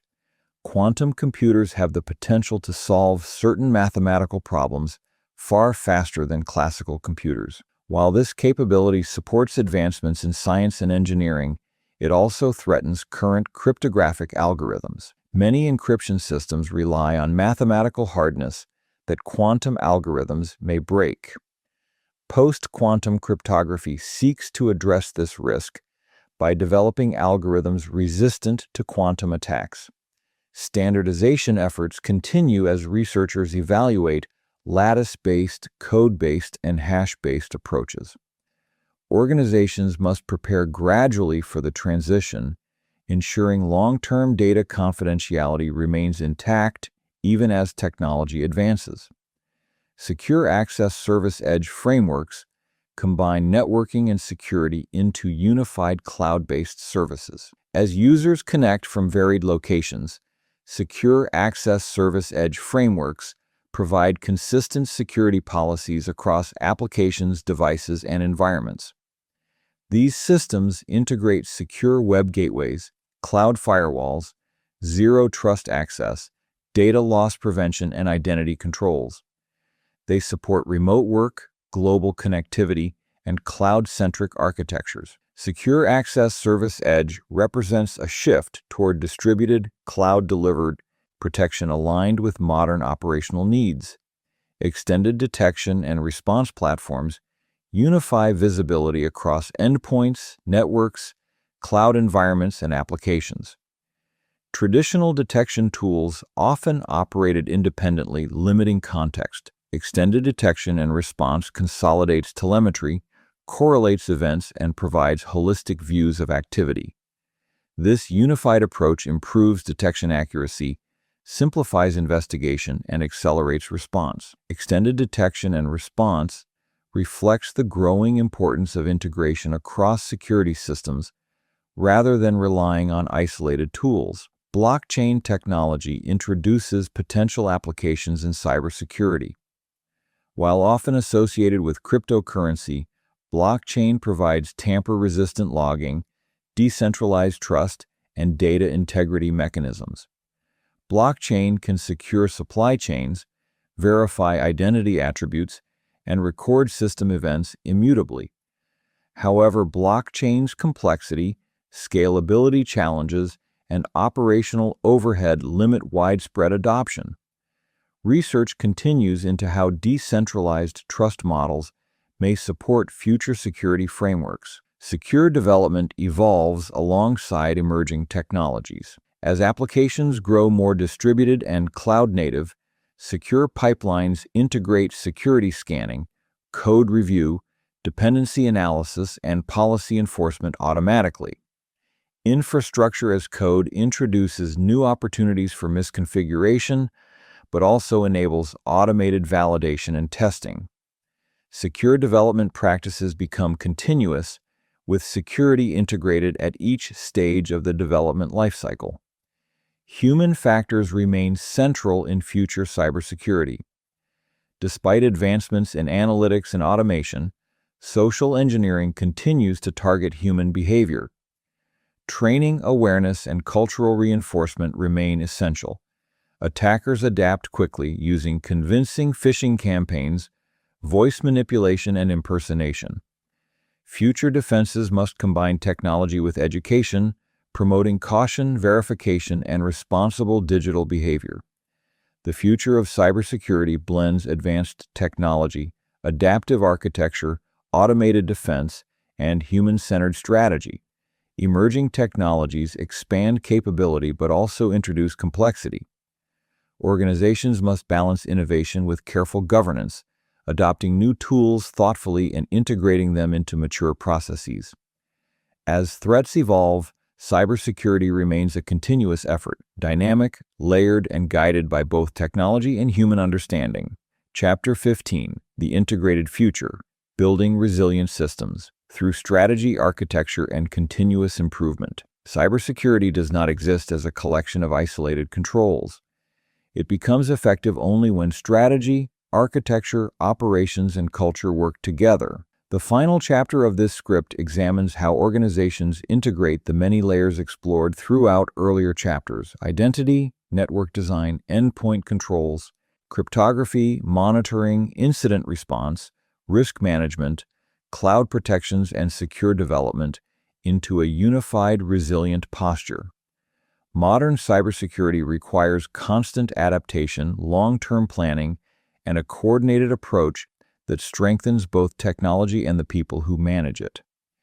This integrated perspective forms the foundation for resilience in a rapidly changing digital world. Resilience begins with strong architectural principles. Secure systems reflect intentional design rather than patchwork defenses.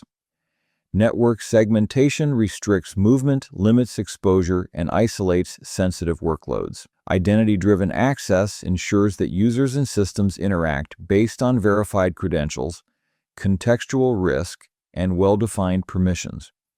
Encryption protects communication and stored data. Monitoring provides visibility into behavior across environments, allowing teams to understand how systems operate normally and when anomalies appear. Architecture must adapt to hybrid environments, cloud platforms, remote work, and distributed applications. When architecture evolves thoughtfully, organizations maintain stability even as technology shifts. Governance reinforces this architectural foundation. Policies define expectations, responsibilities, and acceptable behavior. Governance ensures that teams use consistent practices, follow approved procedures, and align with regulatory requirements. Clear governance also supports accountability, helping organizations evaluate performance, allocate resources, and measure progress. Security frameworks assist governance by providing structured reference points. Whether organizations use the NIST cybersecurity framework, ISO 27001, or CIS controls, these frameworks offer organized, repeatable strategies that strengthen decision-making. Operations transform architecture and policy into daily practice. Security operations centers gather telemetry, detect anomalies, investigate alerts, and coordinate incident response. Effective operations rely on mature tools, clear communication, and skilled personnel. Automation enhances operations by isolating endpoints, blocking attacks, collecting data, and supporting investigation. Extended detection and response platforms unify visibility across networks, endpoints, and cloud environments. As threats evolve, operations adjust to detection logic, refine monitoring, and incorporate new intelligence. Operating securely requires continuous engagement rather than static configuration. Incident response remains a critical component of resilience. Even well-run environments encounter vulnerabilities, misconfigurations, or unexpected behavior. Incident response provides structure during disruption. Preparation ensures teams know their roles. Containment limits spread. Eradication removes malicious presence. Recovery restores functionality.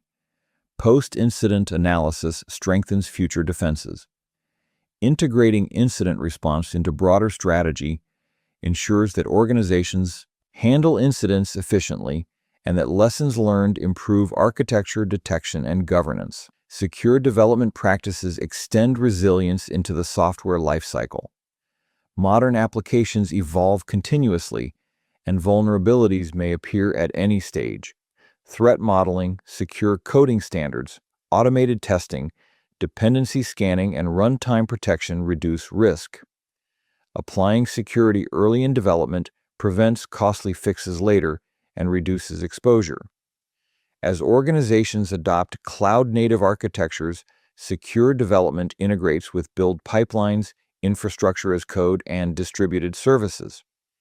Development teams and security teams work together to ensure that software remains reliable and secure. Cloud adoption reinforces the need for integration.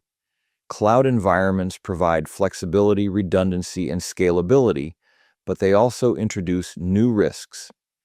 Shared responsibility requires organizations to secure identities, configurations, data governance, and workloads. Cloud security posture management tools detect misconfigurations.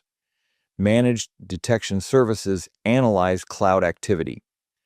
Encryption, segmentation, and identity controls operate across cloud networks and service boundaries. Integrating cloud security with on-premises strategies ensures that organizations maintain consistent protection across all environments. Human factors remain essential to resilience. Technology cannot replace awareness, responsible behavior, and careful decision-making. Users must recognize phishing attempts, handle data responsibly, and report unusual activity. Security culture encourages proactive communication, supports training, and reinforces shared responsibility. When teams understand their role in protection, they contribute to organizational resilience. Leadership influences culture through messaging, policy support, and investment in training programs. Risk management unifies these elements through evaluation and prioritization. Organizations face limited resources and must determine which threats demand the most attention. Risk assessments identify assets, threats, vulnerabilities, and potential impacts. These findings guide investment, architectural choices, and operational focus. Risk management also supports long-term planning, ensuring that organizations remain prepared for emerging technologies, evolving threats, and new regulatory requirements. The integration of people, processes, and technology defines long-term cybersecurity maturity. Resilient organizations do not rely solely on tools or policies. They combine architecture, governance, operations, and culture into a coordinated system. This system evolves over time, learning from incidents, adapting to new technologies, and refining strategy continuously. Continuous improvement ensures that organizations remain prepared for uncertainty. Emerging technologies will continue shaping cybersecurity's future. Artificial intelligence enhances detection and automation. Zero trust. Architectures redefine the concept of trust. Quantum computing influences cryptographic strategy. Connected devices expand the attack surface. Cloud environments evolve rapidly. Resilience requires anticipation, preparation, and adaptation. Organizations must evaluate emerging tools, integrate them with existing systems, and balance innovation with careful governance. The integrated approach explored in this final chapter reflects a fundamental reality. Cybersecurity is a continuous journey. It demands steady attention, informed decisions, and deliberate planning. While threats evolve, so do defenses. Each layer of protection, identity, network design, cryptography, monitoring, incident response, development security, and cloud strategy contributes to the whole. When these layers operate together, resilience becomes achievable, sustainable, and aligned with organizational goals. As this chapter concludes, the concepts presented form a comprehensive foundation for understanding cybersecurity from origins to emerging trends. Readers may drift into restful learning, absorbing the structured progression of ideas. The integrated perspective reinforces a central message. Cybersecurity thrives not through isolated actions, but through interconnected practices that support one another across time, technology, and strategy.